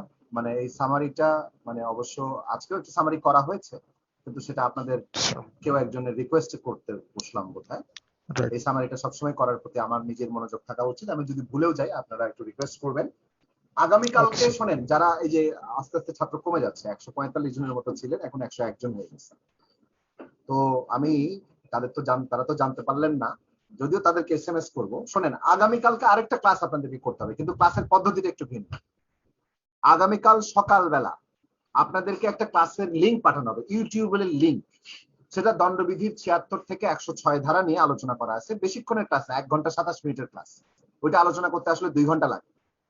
তো যেহেতু একটা ছোট মানে 1 ঘন্টা 27 মিনিটে একটা কম্প্যাক্ট আলোচনা, অর্থাৎ প্রথম ব্যাচে গত বছরের অগাস্ট মাসে একটা ক্লাস নিয়েছিলাম এই 76 থেকে 106 এর উপরে, সেই ক্লাসটাই আপনারা ঘরে বসে দেখবেন, ইউটিউবে বসে দেখবেন। কখন দেখবেন? অবশ্যই দুপুরের আগে দেখা সেরে ফেলবেন, বা ম্যাক্সিমাম বিকেলের আগে, বিকাল 5টার আগে দেখা শেষ করে ফেলবেন। শেষ করে ফাইলা 7টা 20 মিনিটে এখানে হাজির হবেন। 1 ঘন্টার জন্য আমি বসবো শুধু প্রশ্নোত্তর। কথা বোঝা গেল? যারা আছেন, আমি ইউটিউবের লিংক পাঠাবো, পুরোনো ক্লাসটাই দেখে নিতে হবে। এইটা বিষয়ে আমি নতুন ক্লাস নিব না, কারণ ওই ক্লাসটা এত গোছানো ছিল, মানে অতও গোছানো না, কিন্তু ওর চেয়ে ভালো ক্লাস নেওয়া আমার জন্য একটু কঠিন। নিতে পারবো, কিন্তু আবার কালকে এই এফোর্টটা দেওয়া, মানে এই যে ক্লাসটা হইলো না, সেই জন্য একটু আমার জন্য একটু কষ্ট হয়ে যাচ্ছে, মানে আমার অন্যান্য কিছু কাজ আছে, সেটা করতে পারছি না। সুতরাং আপনাদেরকে ইউটিউবের লিংক পাঠানো হবে, সেই ক্লাসটা দেখে নেবেন। আমরা সেই ক্লাসটা নিয়ে আগামীকাল 7টা 20 মিনিটে 1 ঘন্টার জন্য 8টা 20 মিনিট পর্যন্ত বসবো, শুধু প্রশ্নোত্তর পর্ব নিয়ে। আশা করি কথা ক্লিয়ার হয়েছে। আচ্ছা, আর কালকের পর থেকে পরশুদিন সকাল দুপুর বিকাল 3 দফা, 3টা 4টা 5টা 6টা, তারপরের দিন মানে কালকে হচ্ছে সোমবার, মঙ্গলবার এবং বুধবার, এই দুটা দিন মিলে 6টা 7টা পরীক্ষার লিংক আমরা SMS করে পাঠিয়ে দিব। আপনারা পরীক্ষাগুলো দিতে থাকবেন। আমরা অলরেডি 3টা পরীক্ষা, 1 থেকে 5, 6 থেকে 52 ক এবং 34 থেকে 38, এই 3টা সেকশনের পরীক্ষা বা 3টা অংশের পরীক্ষা নিয়েছি, বা পরীক্ষাগুলো গ্রুপে লিংক দেওয়া আছে, অথবা হচ্ছে যে আপনাদের মোবাইলে SMS গেছে যারা তখন ভর্তি হয়েছিলেন। আর যারা নতুন ভর্তি হয়েছেন বা কালকে যারা ভর্তি হবেন তারা হয়তো SMS নাও পেতে পারেন, একটু গ্রুপে খোঁজ রাখবেন। আমি গ্রুপে নতুন করে মানে লিঙ্কগুলো সরবরাহ করতে থাকবো। আর আজকের যে ক্লাসটা হলো, এই ক্লাসটা আপলোড হতে হতে কালকে দুপুর হয়ে যাবে। হ্যাঁ, মানে ফলে বারবার আমাকে মেসেঞ্জারে নক দেওয়ার নাই যে স্যার আমি ক্লাস করতে পারি নাই, স্যার আমার ক্লাসটা দেন দেন দেন, এটা করার দরকার নাই। আপনারা ক্লাসটা কালকে দুপুরের মধ্যে গ্রুপেই পেয়ে যাবেন। আর গ্রুপটাকে কি করে ফাস্ট করতে হয়, পিন করতে হয়, সেটা কালকে দেখাইছি। গতকালকের ভিডিওটা যদি দেখেন, ওখানে কোন এক পর্যায়ে 1 ঘন্টা পরে বোধহয় একটা ফেসবুক কি করে ব্যবহার করতে হয় সেটা সম্পর্কে যথেষ্ট জ্ঞান দেওয়া হয়েছে, যে মানে যারা ফেসবুক ব্যবহার সম্পর্কে একটু কম জানেন তাদের সম্পর্কে। আর যারা এখনো ভর্তি হননি তাদেরকে অনুরোধ যে আপনারা কালকের মধ্যেই ভর্তি প্রক্রিয়া কমপ্লিট করবেন। কালকের পরে ভাই আর কোনো রিকোয়েস্ট আমরা নিব না, মানে এটা আমাদের প্যারা লাগে। মানে আপনি পিছিয়ে পড়লেন, তারপরে কোনো পড়া বুঝবেন না, তখন আমার নামে দুর্নাম গাইবেন যে স্যারের পড়া বুঝি না। এখন প্রথম ক্লাসগুলো করেন নাই, দণ্ডবিধি কেমনে পড়তে হবে সেই ক্লাসটাও মনোযোগ দিয়ে করেন নাই, ওটা অথচ ওইটা সবচেয়ে গুরুত্বপূর্ণ ক্লাস। ওটা ফেসবুক লাইভেই দেওয়া আছে, আমার ওয়ালে গেলে পাবেন। আর আমার পাওয়া খুব কঠিন না, মানে আমাদের গ্রুপে যারা আছেন তারা দেখবেন যে আমারই পোস্ট যায়, আমার নামেই পোস্ট যায়, আমার পার্সোনাল প্রোফাইল থেকে পোস্ট দেওয়া হয়। কারণ আমার একটা ফ্রেন্ড রিকোয়েস্ট পাঠায়, আমার ওয়াল পাবলিক, ওখানে স্ক্রল করতে করতে দণ্ডবিধি কিভাবে পড়তে হবে এই সম্বন্ধে একটা ক্লাস আমি পাবলিকলি নিয়েছিলাম, ফেসবুকে লাইভ করেছিলাম, সেটা দেখে নেন, সেটা দেখে না আবার একটু রিলেট করেন। আবার সবাইকে ধন্যবাদ জানিয়ে আর কোনো অনেক আগে স্যার একটু হাত তুলছিলাম স্যার। আচ্ছা, প্লিজ প্লিজ প্লিজ প্লিজ বলুন স্যার। ওই যে 65 ধারা নিয়ে স্যার একটা প্রশ্ন স্যার। বলেন না। 395 ধারা স্যার ডাকাতের শাস্তি হচ্ছে স্যার 10 বছর বা যাবজ্জীবন কারাদণ্ড বা অর্থদণ্ড। সেক্ষেত্রে স্যার ডাকাতের শাস্তি স্যার মানে যাবজ্জীবন এবং 10,000 টাকা অর্থদণ্ড দেওয়া হয়, অর্থদণ্ড যদি অনদায়ী থাকে, তাহলে সেই ক্ষেত্রে 65 ধারা স্যার যাবজ্জীবন ওটার সর্বোচ্চ সাজা, যাবজ্জীবন ধরে ওটার হিসাব করতে হবে। অর্থাৎ বিচারক তাইলে 30 বছরের 4 ভাগের 1 ভাগ 7.5 বছর পর্যন্ত অর্থদণ্ড অনাদায়ে জেল দিতে পারে। এখন স্যার উনি তো 2 মাসও দিতে পারেন, 6 মাসও দিতে পারেন। হ্যাঁ, উনি তো যাবজ্জীবন জেলে থাকবে স্যার। আবার এর উপর কিভাবে 7.5 বছর আচ্ছা, মানে ওইটা একটা গুরুত্বপূর্ণ প্রশ্ন, এই প্রশ্নের ফয়সালা আমরা আরেকদিন করব। ধন্যবাদ। আচ্ছা স্যার, থ্যাংক ইউ। আসসালামু আলাইকুম। সবাইকে আইন কানুন একাডেমির পক্ষ থেকে শুভেচ্ছা। যাদেরকে কথা বলতে দিতে পারলাম না দুঃখ নেবেন না। জাকিয়া জি তো ক্লাসে আছেন, খুব খুশি হয়েছি। মোস্তফা, বাবলু, নূরে আলম ভাইকে দেখা যাচ্ছে, Noman Sarkar, thank you. Redmi, Asmaul Husna Sumi, great, আপনিও ক্লাসে আছেন, ভালো লাগলো। অ্যানি পারভিন আছেন, নূরে আলম, আবু জাফর ভাই সেই শুরু থেকে আছেন, লোকমান হোসেন, বাহ, অনেকে আছেন। জাকিয়া আছেন, অপরাজিতা বড়ুয়া নিয়মিত ক্লাস করছেন, গ্রেট। মুনতাহা আছেন, তারপর রাবিয়া কি রোকসানা, শবনম আপনিও আছেন, ভর্তি হয়ে নিন। এম এস লিকু আপনারও ভর্তি হওয়ার কথা। শর্মিলা সুধা আপনি ভর্তি হয়েছেন, গুড। গোপাল দাস অনেক ধন্যবাদ আপনাকে। তো সবাইকে শুভেচ্ছা, মানে জানা অজানা চেনা অচেনা যারাই আছেন তাদেরকে সবাইকে শুভেচ্ছা, ধৈর্য সহকারে আবার বকবকানি শোনার জন্য। আগামীকাল দেখা হবে সন্ধ্যা 7:30টায়। তার আগে কি ইউটিউবের লিংক থাকবে। সবাইকে আসসালামু আলাইকুম, ভালো থাকবেন, সুস্থ থাকবেন।